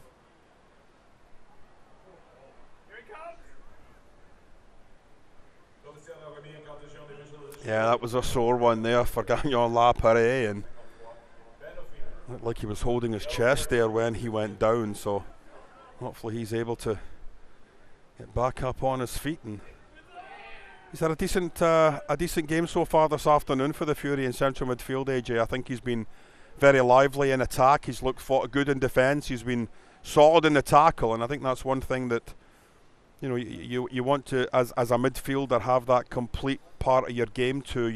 I mean, obviously a huge loss this afternoon is Oliveira. I mean, to me, alongside Crépeau, he's been, certainly for me, he's been the best outfield player in 2018. I don't think he quite approaches the MVP-ness, so to speak, if you want, of Maxime Crépeau, but Oliveira, a huge loss. Atakora, a big loss. Adonai Jarid was coming back into a game as well recently, and he's missing because of that yellow-red card fiasco, if you want, and unfortunately for him, he's not out there this afternoon playing his part in what the Fury hope obviously are a big 3 points today. Training staff still working on Jeremy Gagnon Laparé. As they do that, let's send it back down pitch side. Here is Tyler McDonald. Yeah, just an update on Laparé. It looks like it's a right arm injury, lower arm, not sure if it's hand or forearm area, but that's where most of the work is happening, in the elbow, wrist area for Daniel Laparé. So a little concern there. Of course, I don't think he'll be taking any more throw-ins for Ottawa Fury FC in this one, but hopefully he can wick away the pain and keep going, because he's been outstanding so far for Fury FC. Back to you guys. Thanks, Tyler. And yeah, I was just going to make that point. Boy, he's looked very strong today in midfield really for Ottawa. Yeah, I obviously a straight replacement would be, for my money, Jamar Dixon, if he does have to come off, but hopefully he can stay out there. Well, he's out there now as Ottawa wins a corner now in the 62nd minute. Was it his right shoulder that they were working on, or his left? Because his right shoulder seems to be, it just seems to be drooping down, and he's sort of just trying to support it a little bit. But well, another corner kick here, Carl, on this right-hand side. A right-footed outswinger from Carl Howarth. Couldn't get past the first defender, and now the shot from Lubiera from 30 yards out, and that misses, and it will be a goal kick now for Bethlehem. 62nd minute, 0-0 at TD Place. Yeah, but that's the confidence of a young man right now that says, I'm just going to, I've had a couple of decent efforts, a couple of good shots. I've been well involved in the game here this afternoon. Why not? Confidence is sky high. You're getting a starting role here this afternoon. Put your foot through it, son. Unfortunately for him, it was far closer hitting the scoreboard at the back right than it was the goal, but doesn't matter. He had enough confidence in his game to decide to give it a try. Here's Fontana with a ball out wide on the right that is dealt with by Eddie Edwards. Sends it out a touch for a Bethlehem throw. Yeah, it's been fairly quiet here in the second half from an attacking standpoint for Bethlehem, AJ, and they may be looking at the bigger picture and just saying, you know what, yeah, 1 point in the end probably isn't disaster for us. 1 point would, put us 2 points up on the Fury, and they've only got one game left to go, and they probably feel fairly confident they could be able to pick up a couple of points over their next 2 games and take their chances with what's left in the schedule. But I think the onus now in these final 27 plus minutes is on the Ottawa Fury, AJ, and get something out of this, because I really, when you start looking at the teams around them and the games that they've got to play against Atlanta, against TFC, you would have to think they will be points that every team is confident of picking up and pushing themselves up the standings and making it tough for the Fury to hang on to one of those top 8 spots. It's a Fury throw in the 64th minute. Carl Howarth backing up like he's taking it long, and that's what he's doing. Targeting Dos Santos, headed away, going on to that second ball, and winning it is Manella. Now to Howarth on the right. Beats one man. Oh, he beats a second, but the ball got away from him, and that was nice skill there from Carl Howarth. Just unfortunate the ball went about a yard too far to latch onto it and get that ball into the penalty area. And again, Eddie Edward with good work on the left as he wins this one and plays it back to the keeper, Crépeau. Header won by Christian Portilla. Now Manella to Carl Howarth. Trying to pick out Loubiera. It comes to Gagnon Laparé. Out wide on the left. Steven Dos Santos for Gagnon Laparé. Portilla. Now to Manella. Back to Edgar. And he plays it to the keeper, Crépeau. Launches it high into the air. Goes beyond Tony Taylor. Header won by Mahoney of Bethlehem, and now it goes to the near side of the pitch, and it will be a Bethlehem throw here. 66th minute, 0-0. As we're going to get our first sub of the match, and it looks like Drew Skundrich is going to come on for Bethlehem.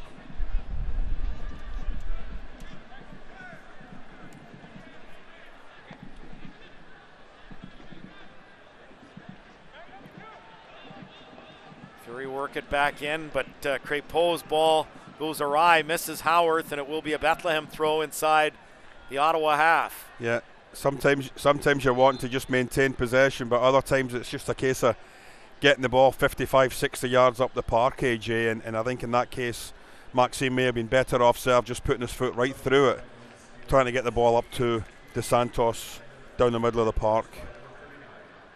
Aronson now coming off.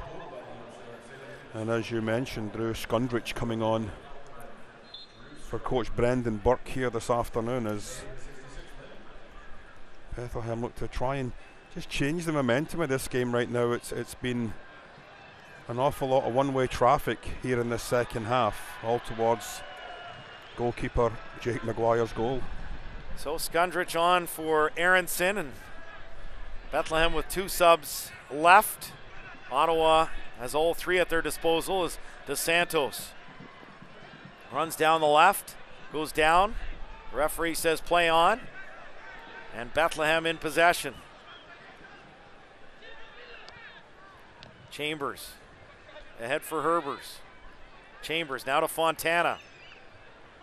Looks to play it out wide. It's broken up, and Manella feeds Gagnon Laparé. Now Loubiera down the left. 35 yards out. Loubiera gets it back, plays it into the middle. Manella just outside the penalty area, plays it out wide on the right. Taylor now to Howarth. Howarth with a cross back post, headed, and just took a deflection, and that is going out for a goal kick.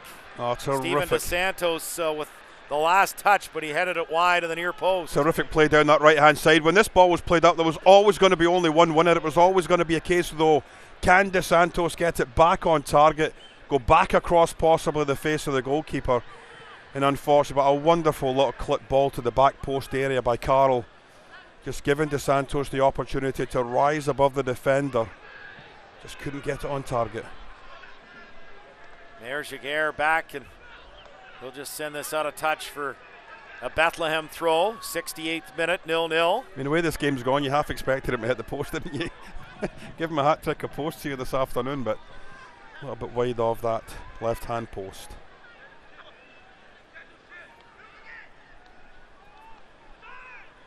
Now Fury have conceded a corner.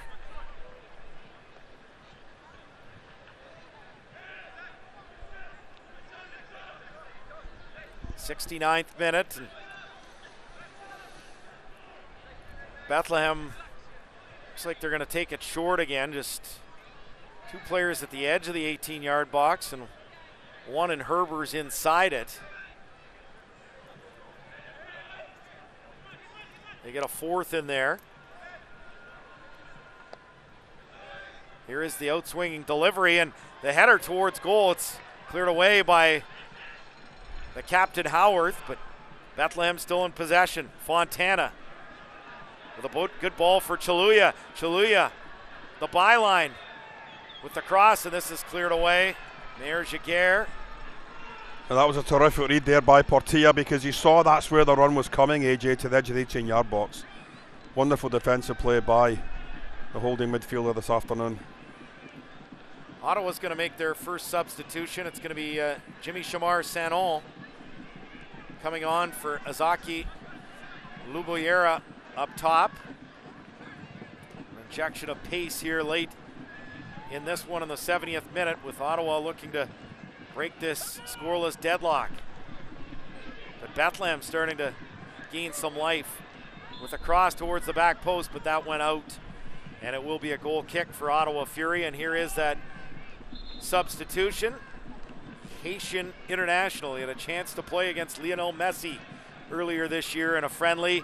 Jimmy Shamar Sanon will come on as he replaces Ugandan youth international Azaki Luboyera. I think Luboyera's had a solid game this afternoon, AJ. The first half he was always lively down the left-hand side, looking to get in behind defender Bizo, and unfortunately in the second half it's just gotten a little bit quiet. The service hasn't been there as well as it was in the first 45 minutes, and had that one good effort very, very early in the second half, and his afternoon has come to an end as Sanon, with pace to burn, as we always like to say, is an opportunity now against Bizo, and he may be able to get in behind the fullback on that side. Here's Tony Taylor now on the right. Taylor looks to get this ball inside the penalty area. It goes off Chambers. Chambers will clear right near the Ottawa bench, and so Fury will have a throw. They get it in quickly. You can see the urgency here from this Ottawa side as they look to get the opening goal of this match. Portilla plays it out wide. First touch of the match for Sanon. Trying to cut inside. Sanon links up with Gagnon Laparé. Back to Eddie Edward. Into the middle, Christian Portilla. Center circle, it's David Edgar. He'll play it back to Crépeau. Forward towards Edward, and Bethlehem able to win the header, but it comes back on the left and handball, and it will be a free kick. Bethlehem inside their own half as it went inadvertently off the hand of Eddie Edward. Well, that last sequence was a little bit disappointing from a Fury standpoint, and I understand the want to maintain possession, AJ, but you were in a very good advanced position, 25-30 yards from goal, and all of a sudden you just slowed the play right down. Instead of keeping it going forward, you ended up giving a 50-50 ball and you lost out.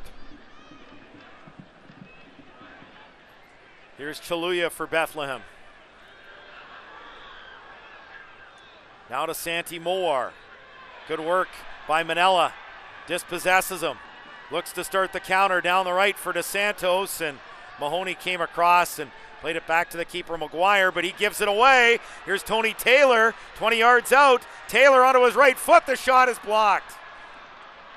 McGuire puts his hand up. He knows he made a mistake there, but Tony Taylor just couldn't get that shot past the first defender. As back comes Moar.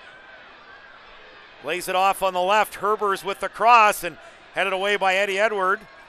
Chested down by Gagnon Laparé, and he's showing no ill effects from that arm injury. Certainly that was a fantastic, looks a lot more comfortable, and a great play there by Gagnon Laparé. It really was. I mean, obviously he saw that Sanon was open even before he brought the ball under control, and a terrific ball whipped out there. Just unfortunate the Fury couldn't keep momentum going forward. But you brought about 5 minutes ago, AJ, the urgency now we're seeing. Tony Taylor. That's a foul. Should have been. It was right in front of the assistant. Fury still have possession here. It's DeSantos now to Taylor, to Carl Howarth. Trying to cut inside. Gets a left-footed shot in, but it's headed away. Comes back out. And Manella now to Gagnon Laparé, as Ottawa really turning up the heat. The ball wide left from Portilla. Now Sanon. Jimmy Sanon onto his right foot. Corner of the box. Plays it back to Portilla. Now Eddie Edward. Comes to Portilla. Oh, he's stripped, and back comes Bethlehem on the counter. It's Herbers. Cuts into the middle. And he is fouled by Eddie Edward, and this is going to be a pretty dangerous spot, about 25 to 28 yards from goal. Yellow card going to Eddie Edward here as well, and just a little bit right of center. Dangerous spot for a free kick for Bethlehem here in the 75th minute, 0-0. Yeah, it was another mistake in central midfield that has been happening the last little while for the Ottawa Fury. A couple of slack balls, getting caught in possession, just conceding possession in dangerous area of the parks. There wasn't an awful lot of white shirts breaking their neck, AJ, to get forward into support, but I think Hebert's realised that, just decided to take it himself, but this is a golden opportunity. About 25 yards from goal, right-footed drive, and that just misses the left-hand post. Good effort from Chambers as he went low. 5,400 plus here, the attendance today at TD Place, as Ottawa Fury still with a quarter of an hour remaining, looking to get this opening goal, and a very important 3 points. Again, 1 point, I think it's pretty clear. 1 point today. It's less clear with 0 or 3. 1 point is very clear. You pick up 3 points in your last match. As Sanon down the left side, good ball from DeSantos, lays it off and looking to feed Taylor. It's cleared away by Bizo. But 1 point, it's clear. You win your last match, you should be in. Anything less and you are going to be out. Yeah, and in that last match, you may be the beneficiary of the fact that Charleston have already obtained the number 4 seed. Yeah, they can't get to 3 and they can't drop to 5. So at that point, you know, do they just bring a bunch of youth players up to enjoy Canada for the first time and have a fun time of it? But it doesn't really matter. I mean, the Fury, I think, in that first half did enough to justify taking a lead. They couldn't take it, obviously.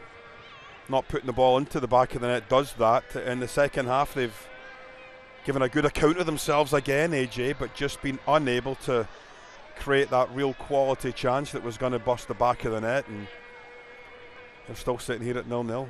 Sit down and hear from Tyler McDonald. Tyler.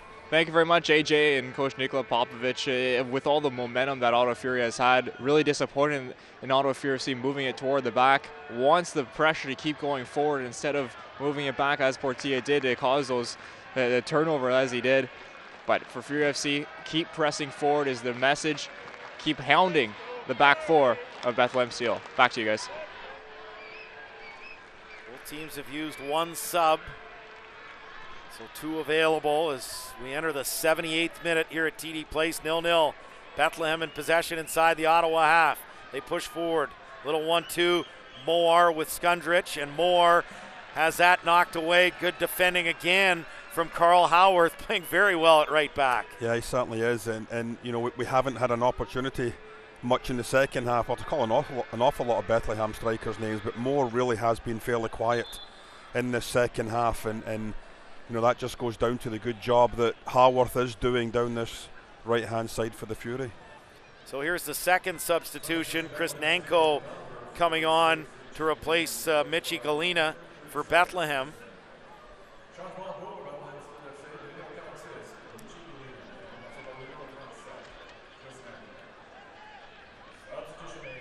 So Bethlehem with one substitution available. I know we've got 12 minutes and change left, but I really like Carl Howarth for man of the match, unless there's a match winner here today. Yeah, well, I think DeSantos in that first 45 minutes was really impressive. I think Gagnon Laparé right up to now has been very impressive. There's a lot of candidates. Yeah, but you're right. From the role that Carl's playing, which is an unfamiliar role for him, albeit the last 4 or 5 weeks or 4 or 5 games, he has been getting forward as well, which is nice to see, trying to support down this right-hand side. And that lovely ball chipped to the back post area that DeSantos just couldn't get on target, which really would have given the Fury a well-deserved 1-0 lead. Here's Howarth now with the ball across towards Sano, but headed away, and now Skundrich going forward. Drew Skundrich for Bethlehem. For Nanko. Now on the right, it's Bizo.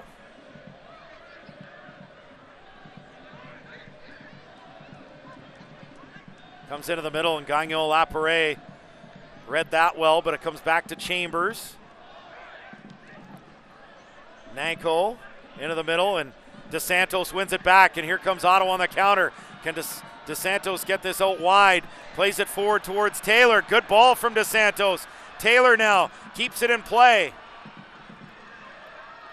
Taylor looks across for Sano. It's headed back to goal, and McGuire has control of it. So Ottawa just unable to make anything of that counter-attack, and it remains 0-0 here in the 80th minute. DeSantos had a couple of options there, AJ, when he broke down the middle of the park. He had Taylor on his right, Sanon on his left, but the fullback on the side of Jimmy Sanon played Taylor on. Here's Taylor now again down the right. Taylor stops 20 yards out. Plays it for Gagnon Laparé. Across the pitch on the left side, Edward. Now to Jimmy Sano. Trying to get to the byline, Sano, and that's good defending, staying with them stride for stride was Olivier Bizo, and that's not an easy task with the speedy Sano. Goal kick, Bethlehem, 81st minute, 0-0. Yeah, the last few times Jimmy has been one-on-one. He's cut in on his right-hand side, changed things up a little bit, decided to go around the outside, and Bizo did ever so well, just using his strength to keep him away from the ball, and unfortunately for the Fury, the attack broke down. But yeah, getting back to Carl, I mean, again, just every time he gets to the byline, he gets a chance to chip those balls into the box. It looks as if something may happen for the Ottawa Fury. There's always a chance someone gets on the end of it. He floats up a nice ball, and he gives the striker an opportunity to really attack it. And unfortunately this afternoon, the Fury just haven't been able to punish Bethlehem for some of that slackness in the 18-yard box.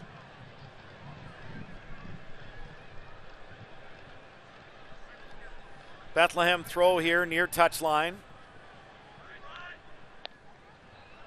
Worked in by Bizo, but Fury get it back. Sano now to Gagnon Laparé. Down the left side, DeSantos making a run. Sent back to the keeper, McGuire. Does well with it, but Sano latches onto it for Ottawa. Goes down, and referee not awarding a free kick. Bethlehem will launch it into the Ottawa half. Edward wins the header. That was a push in the back. As back comes Skundrich now for Bethlehem. Out wide on the left, Santi Moar. Trying to cut into the middle, Moar. Flag stays down as it comes free to Herbers. His shot is blocked. Again, it's Carl Howarth in perfect positioning. And now it's going to be a Bethlehem throw, 83rd minute, 0-0. Well, that last play of the free kick on the far side. Here we see as the ball's played through, Eddie Edward playing a striker on side there. Obviously number 37 had gone into an offside position, Nanko, but Herbers had been played on side, and we see Carroll down with an injury now. He'll just stay on, stamp the foot a couple of times and get back on with things.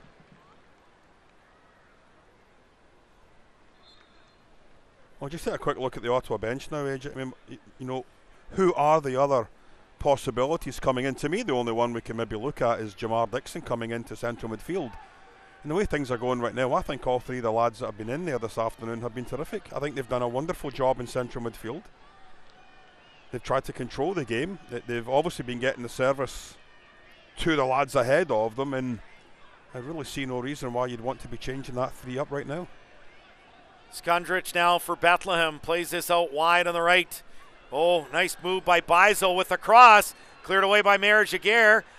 Bethlehem still have it, and it will be a corner as it deflected out. Dangerous work, Bizel down the right, creating some havoc for the Bethlehem Steel. And there's your left winger all the way back there to help out Jimmy Sanon. Lovely play, goes by Eddie Edward far too easily there, and as the ball comes out the second time, Sanon does a great job just sticking that right foot out, but danger not averted yet. Corner kick coming up.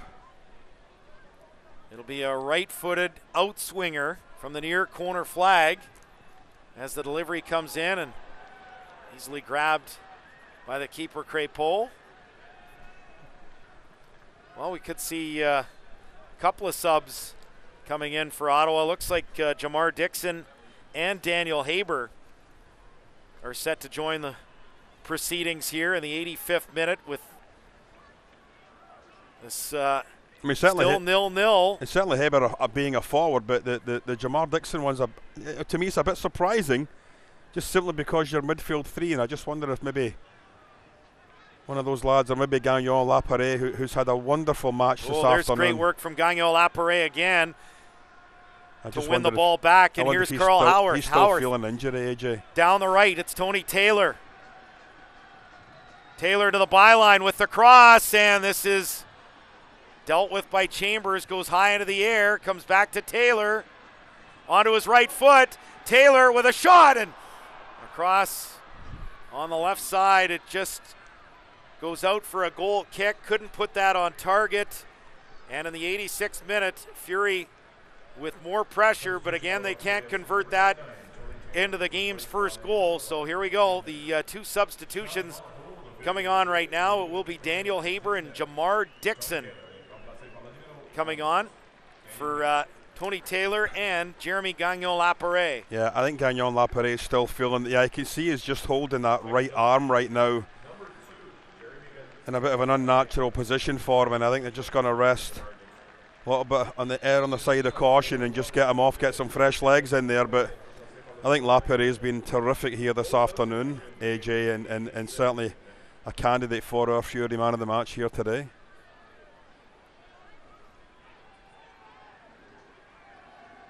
So Fury have used all three subs, and they're going to need a late winner here to improve their playoff hopes.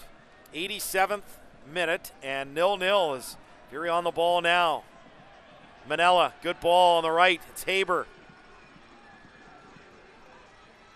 with a cross towards DeSantos. Cleared away. It went off Eddie Edward, but cleared back, and Edgar will look to regroup as he plays it back to Crépeau in the Ottawa goal.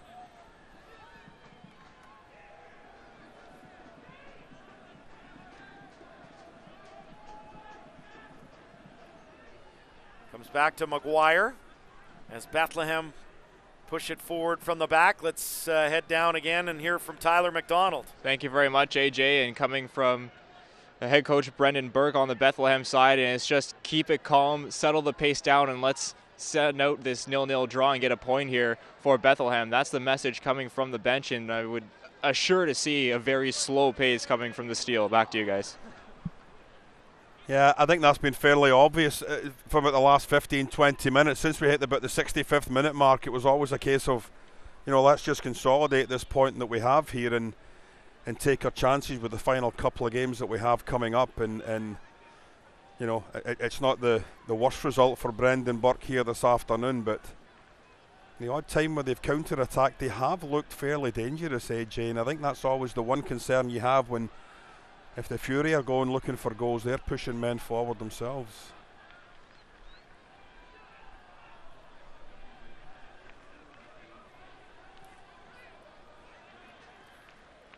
Bethlehem in possession inside their own half as they work it forward on the right, 88th minute.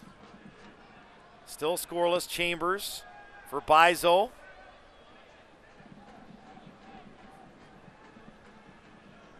Fury win it back through Dixon. Comes to Haber, does well to keep it in play, but it goes right back to Bethlehem center back Mahoney. Now Moar. Santi Moar down the left to the byline with the cross. And Edgar deals with that. Good work from David Edgar. Now Dixon looks to start the counter ahead for Sanol. Center circle, Sanol. I thought that was a foul. Referee keeping his whistle in his pocket, and Bethlehem back in possession. Moar. Fontana, wide right, Bizo. Here's Bizo inside the Ottawa penalty area, puts it on target, and a save from Maxime Crépeau as we enter the 90th minute. Boy, it looks like we could have some end-to-end stuff here at the end. Here's Carl Howarth. 90th minute, 0-0. Howarth plays it forward, comes back to him, and it is cleared away for an Ottawa corner in the 90th minute. Great run forward from Carl Howarth after Bethlehem with a chance at the other end. End-to-end stuff, as you said, AJ, and again a terrific break down that far side for Bethlehem, and a decent save by Max in the goal, but it was the counter on the other end, a quick throw out by Crépeau, and Carl took it end to end. A nice little cheeky 1-2 off the Bethlehem defender as well. Here's Portilla now with the corner, an in-swinger, far corner flag, and it couldn't get past the first defender. Hearing there will be a minimum of 4 minutes of stoppage time here at TD Place. Another sliding challenge there from Carl Howarth. It will be a Bethlehem throw. And here's confirmation from the fourth official. 4 minutes of stoppage time for Ottawa to try to nick a late winner.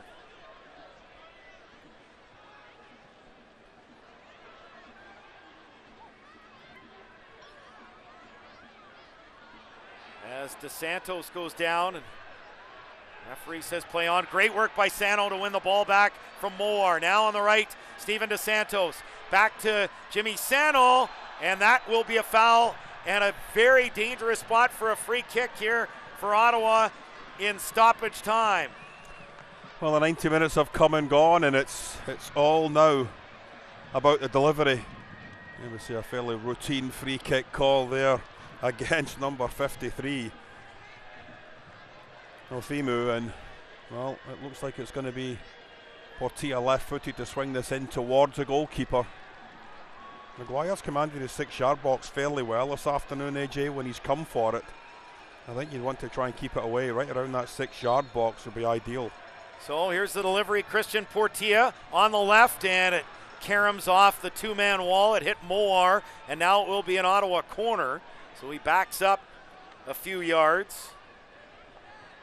It'll be a left-footed in-swinger from Christian Portilla. Ottawa has 6 men inside the Bethlehem penalty area. Here's the delivery, and it's punched out by Maguire. Comes back, Eddie Edward puts it towards the goal, but it bounces off a defender, and again, it's coming for an Ottawa corner.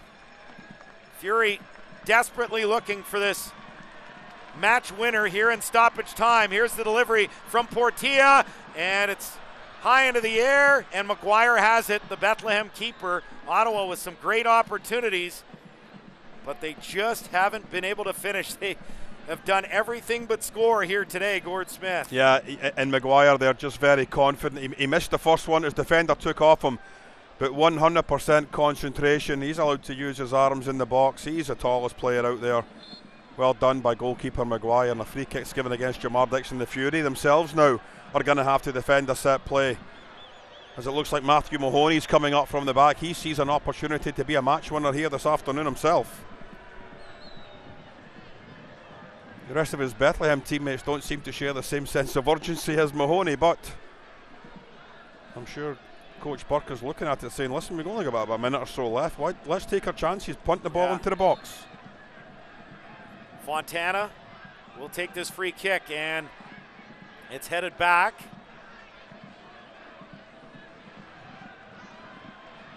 And Bethlehem maintain possession as this goes high into the air. 25 yards out. Played wide on the left, and it does go out. This will be a goal kick for Ottawa Fury. So we've got about a minute left of stoppage time. And flicked on, good ball by DeSantos as Mahoney comes across to make sure Haber couldn't make a run down the right. It will be a Fury throw here, and they're pushing bodies forward as Carl Howarth with a long throw directed towards DeSantos, headed away. And now a Bethlehem throw on the near touchline, and just seconds of stoppage time remain here, about 15 seconds to go. Yeah, the referee's had a couple of looks at his watch already, AJ, and I fear this 90 minutes may be come and gone, and it's a point shared this afternoon by both teams. Bethlehem send it forward. Comes back to Carl Howarth. We've played the 4 minutes of stoppage time. Bethlehem back in possession, and there is the final whistle. It's a point each. 0-0. Fury with 4 posts in the first half and unable to cash in with a goal here today. They played very well. You can't argue with the performance from Ottawa Fury FC. It's a point. But now it's all clear going into the last match. They'll still watch and wait and see what's going on elsewhere around the league, but they absolutely need 3 points from their last match against Charleston. Final score here today, Ottawa Fury FC 0, Bethlehem Steel 0. Back with the post-match show in a moment. This is Ottawa Fury FC Soccer. Gabriel Pizza, proud supporter of local sports. Gabriel Pizza, home of the bigger, better pizza. 310-7777 or GabrielPizza.com.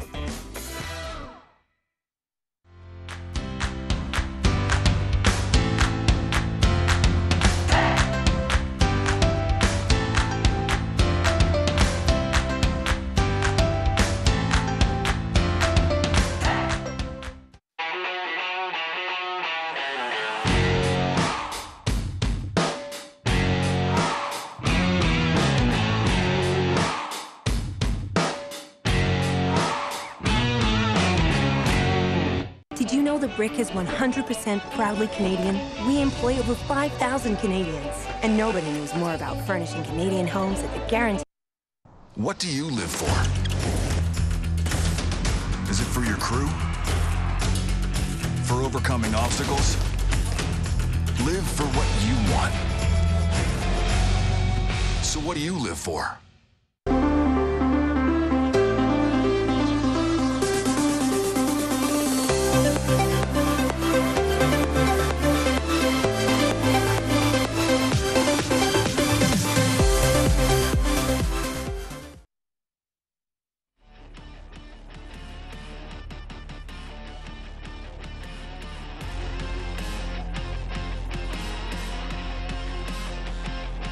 Welcome back inside TD Place. AJ Jakubek, Gord Smith with you. An entertaining 0-0 contest. Yes. You don't always say that, but Ottawa with 4 posts and crossbars in the first half, just unable to cash in with their opportunities. 0-0. It's still a valuable point. Yeah. Here, I'm just going to give you the numbers. It's as simple as this going into the last match, and they're going to be doing some hoping nonetheless, but if they pick up a win in their last match, 83% chance of making the playoffs at this stage. Yeah. If it's a draw, it's 10%.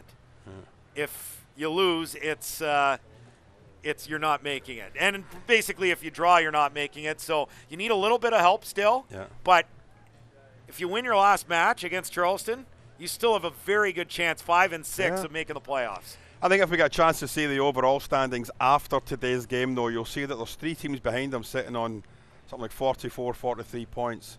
And they've got 3 games left. Ottawa's only got 1 game left, so I still think they're on possibly the outside looking in, but the fact is you go away, you have a week off if you do get a chance, come back the following Monday after the long weekend, and then you start going towards that game October 13th against Charleston, which will make or break your season. But I think the overall mood of this afternoon has to be exciting from a fan standpoint, but disappointing from a team and a club standpoint. You really had an opportunity this afternoon to really press that playoff spot home, and unfortunately just for whatever reason, posts or goalkeeper saves, but just that lack of sharpness, that cutting edge in the 18-yard box let them down again here this afternoon, AJ. Our man of the match, some pretty good candidates today. Jeremy Gagnon-Laparé certainly played very well. Steven DeSantos, even though he missed a penalty, but we have to go with the man who you'd never know wasn't a regular right back the way he performed here today, and Carl Howarth, who was great really at both ends of the pitch. Yeah, he really was. And I mean, the number of times we saw him go to ground and make tackles, the number of times we saw him flashing down that right side to provide support and width on the flank was tremendous. And his clips into the box, his free kick for the header for Thomas Meyer-Giguère for the 4th piece of woodwork here this afternoon was exquisite. And you know, for his performance this afternoon, certainly Carl is our man of the match. So our next match comes to you 2 weeks from yesterday on the 13th of October. It'll be a 2 o'clock start. Final game of the regular season. Ottawa's hoping it's not the final game of their season as they take on the Charleston Battery, a team that sits 4th in USL East. And interesting, I mean, they've struggled against the top 4. The only point they have against the top 4 side is against the Charleston Battery. And we'll see what Charleston has to play for. I think if you're Ottawa, you're kind of hoping Charleston that's right, yeah, we talked about loses here between now and I guess you don't want Indy to catch them either. There's a lot. No. You're hoping this game doesn't mean anything from a Charleston perspective. I think that's what you're hoping overall. And bottom line, hey, they know what they need going into that last match. They have to pick up. If they win their first game against the top 4 side this year, then that should get them into the playoffs. How ironic is it that it's going to come down to a top 4 side to decide whether they become one of the top 8 teams that make the playoffs. They've had little to no success against the top 4 all season. At 1 point they picked up against Charleston earlier. They're going to need a 3-point pickup coming up in 2 weeks' time to give themselves an outside shot at staying in the playoffs. All right, that does it for our broadcast here today. Stay tuned on the Fury Facebook Live page. We'll have full post-match details. We'll hear from Nikola Popovic and some players as well. On behalf of our entire crew and Tyler McDonald, Gord Smith, I'm AJ Jakubik. Final score, Ottawa Fury FC 0, Bethlehem Steel 0. This is Ottawa Fury FC Soccer. This copyrighted telecast of the United Soccer League may not be retransmitted, rebroadcast, or reproduced without the express written consent of the United Soccer League.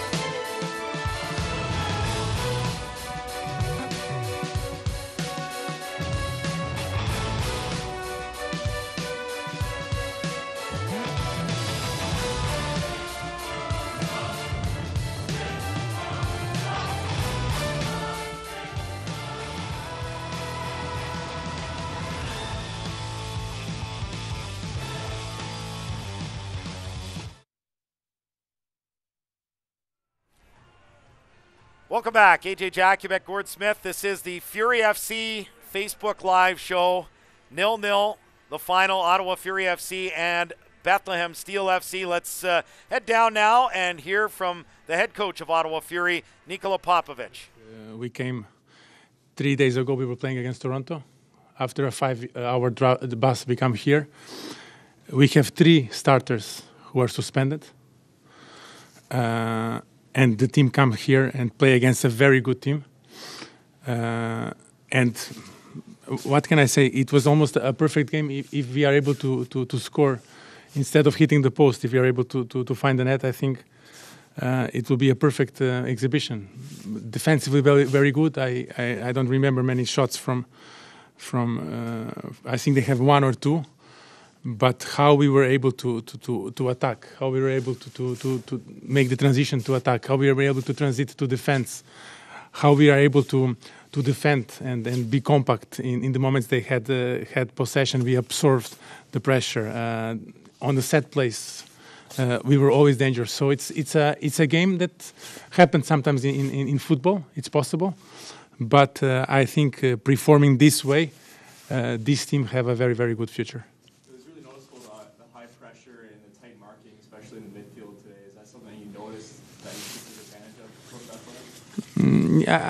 I think the team is being consistent. I think the last 2 months the team is being very, very consistent. Of course, that everybody only looks the scoreboard, but as you know, we as coaches we have to look some other things. And I always said here that the amount of situations that we are creating and how dangerous we are being.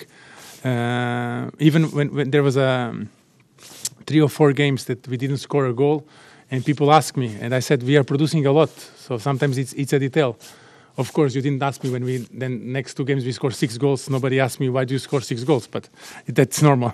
but the team, it's performing well. I think the team it's coming to their, I think it's the best moment of the team during the entire year. And it's good to come in this moment when you are knocking on the door of the playoff. I think if we are able to qualify ourselves to the playoff, I think everything is possible. How big?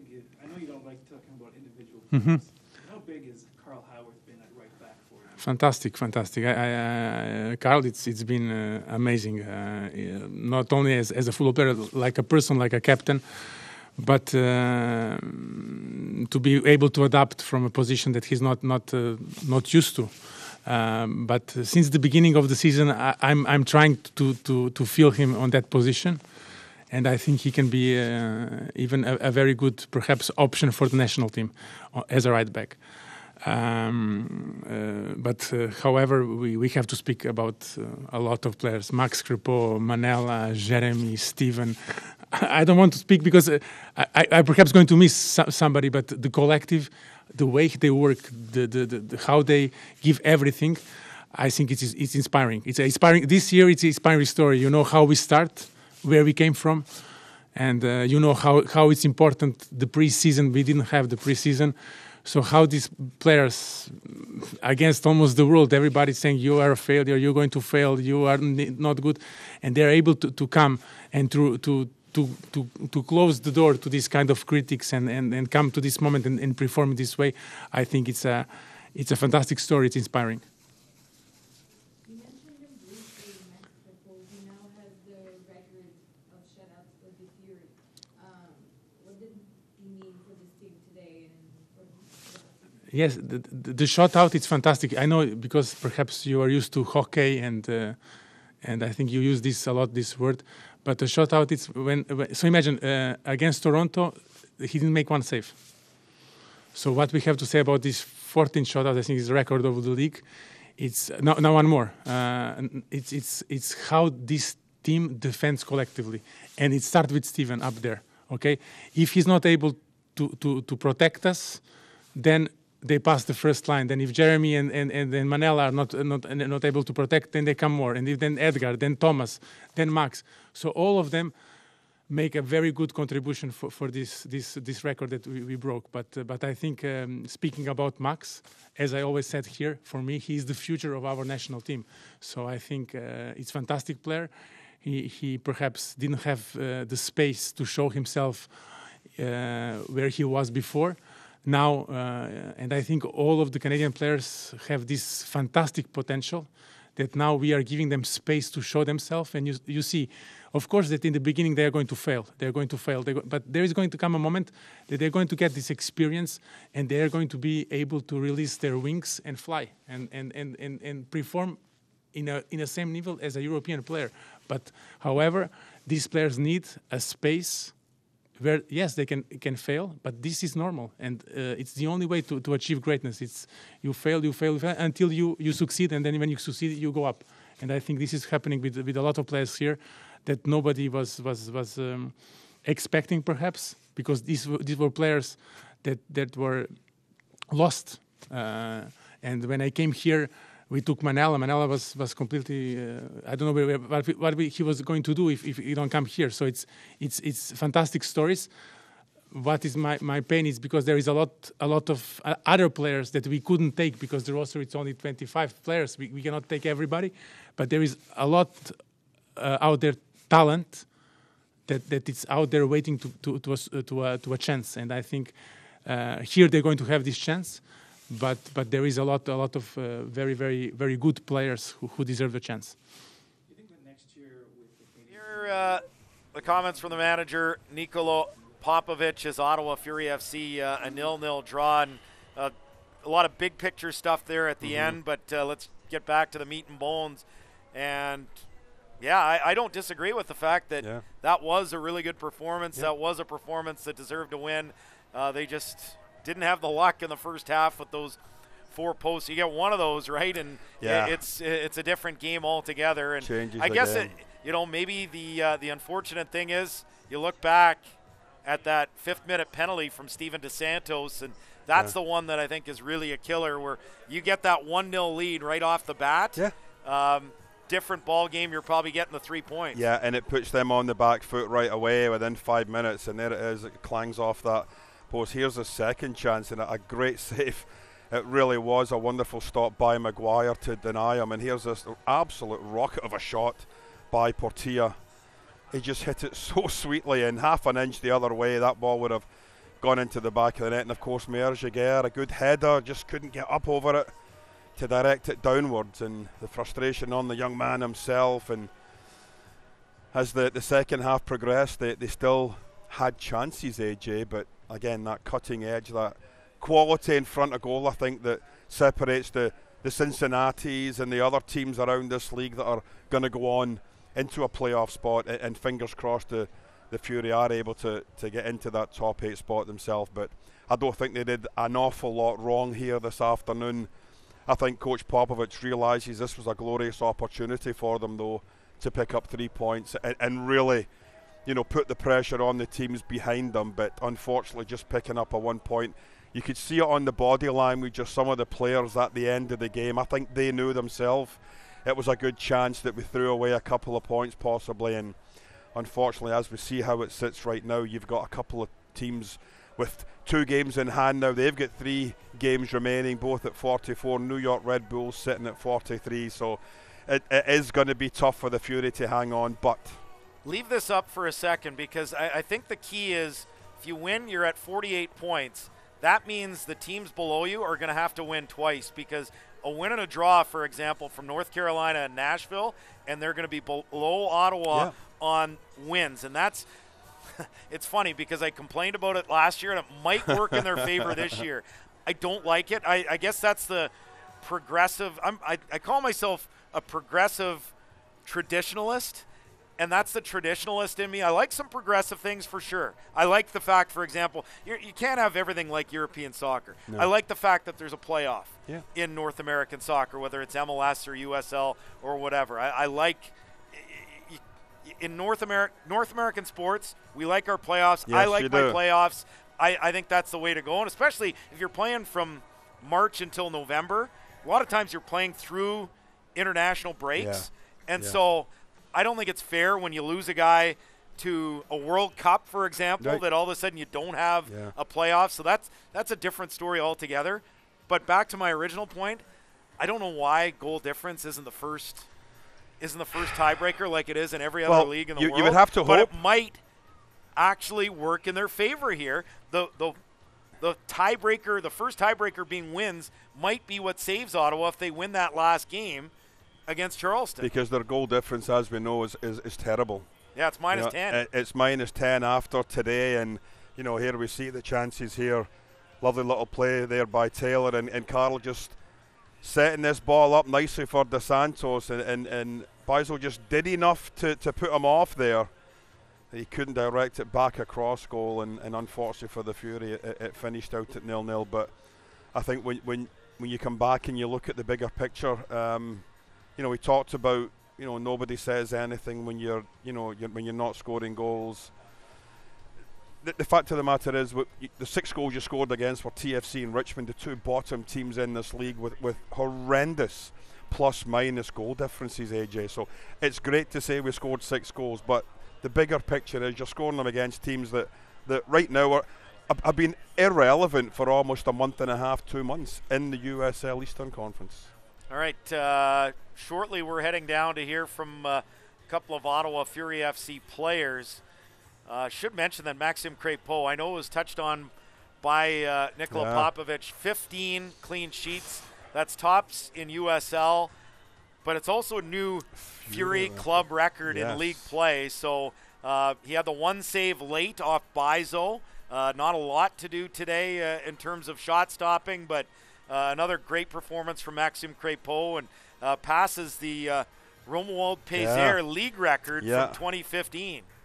Yeah, tremendous. I mean, we praised them all season, AJ, basically since we've started doing games here this season. But there's nothing much more you can say about. I mean, he's, we always like to talk about commanding your 18-yard box and how well that you're out to. I mean, the perfect example. I mean, that was a fairly routine one. There was not much in front of him, but his distribution for the best parts has been excellent as well, and of course his shot stopping is tremendous. All right, let's hear from Maxim Crépeau at the podium now.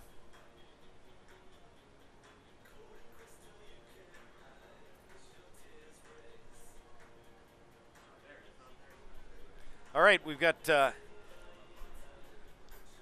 few more seconds before Maxim Crépeau is ready to go. I just want to follow up on a point that you brought up. I mean, 31 goals, which is 3rd worst in the USL. Only Richmond and Atlanta have scored fewer goals. If every performance was today, you'd say, okay, you know what, man, hard up. But the problem is there have been some performances where, quite frankly, they haven't scored and they haven't created enough opportunities. This is not a game where if you look back at the end of the season, you're going to say they missed the playoffs because of this game. It's going to be other games if they don't win that last one against Charleston. All right, let's head down and hear now from Carl Howarth and Maxim Crépeau. Goal-scoring opportunities that we created today.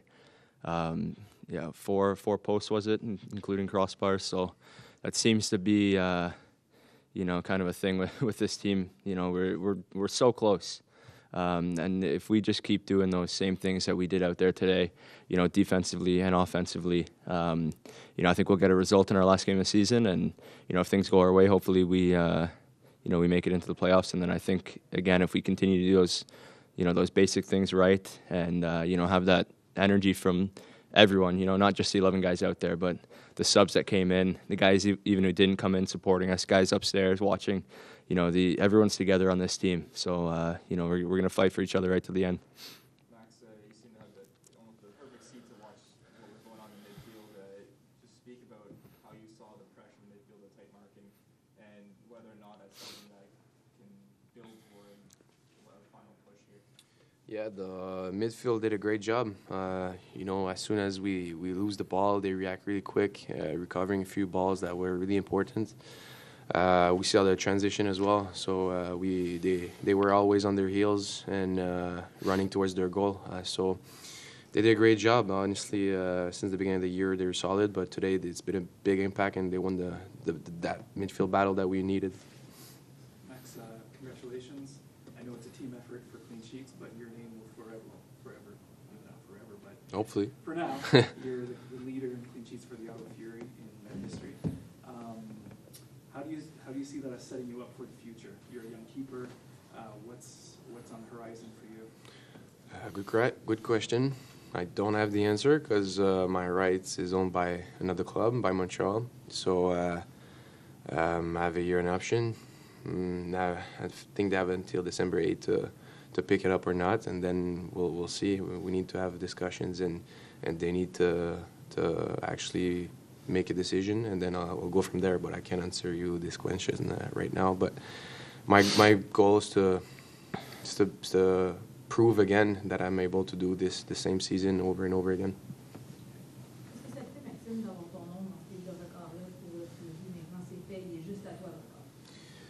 Yeah, excuse-moi, je vais parler en anglais. C'est un bon sentiment, mais c'est vraiment le collectif, tu sais. Ouais, c'est mon nom qui apparaît là, mais... All right, there you have it. Maxime Crépeau and Carl Howarth after this 0-0 draw. And the reality for the players, they have to just... Obviously, you could tell. You mentioned it at the end of the game. Disappointment on their faces. Yeah. You know, you could see some players that seemed a little bit distraught on the bench or on the pitch at the end of the match. But the reality is there's a game between North Carolina FC and New York Red Bulls too. Yeah. That I think is it midweek or is it on the weekend? It's coming up shortly. I think it's the weekend. Yeah, but if that's a draw, that's what you're hoping for, right? Like because last night, Nashville and New York. If you get another draw out of that match, that means that either one of those two teams would have to win 2 games. Yeah. If Ottawa wins their last game, they'd have to win out. And so that's the type of spot that you're in right now. You've just got to focus. You've got some time. You've got 13 days before your next match. You've got some time. You'll see how this plays out. And the reality is, no matter what happens, they could be in a spot where they know a win is going to be good enough. They could be in a spot where they know, okay, we can win, and then put some pressure on these other teams to win after us. But hard to imagine any scenario where they go into that match in 13 days with 0 chance to make it. So all they can do is go into that match and give it their all, see if they can get a win. And if they get a win, again, hope that some other results bounce their way elsewhere. But right now, barring a lot of different results going against them, I think 3 points will be good enough. Well, I think one thing we have to look back on, and we heard Coach talking about it, was the game in Toronto on Wednesday and then the bus ride back, and you're playing again today. Listen, if that's the kind of effort that we see this afternoon, where for long stretches of the game you were the team in ascendancy, you were dominating Bethlehem this afternoon. If that's the type of performance you're going to get after having a midweek game, then bring more of them on, because that was outstanding here this afternoon. They were certainly unlucky in front of goal. One goal, I think, as you said, was going to change everything, AJ. And unfortunately for them, it just didn't happen. And now we have to scoreboard watch the next 10, 13, 14 days before our next game here, as we can see on the screen. All right. Well, that does it from TD Place here this afternoon. On behalf of our entire crew, again, Tyler McDonald and Gordon Smith and our terrific production staff, I'm AJ Jakubek. Final score again, Ottawa Fury FC 0, Bethlehem Steel 0. Our next broadcast comes to you on October the 13th, Ottawa hosting Charleston in what could be a do-or-die win-or-go-home match for the Fury. Thanks for watching. Have yourself a wonderful weekend.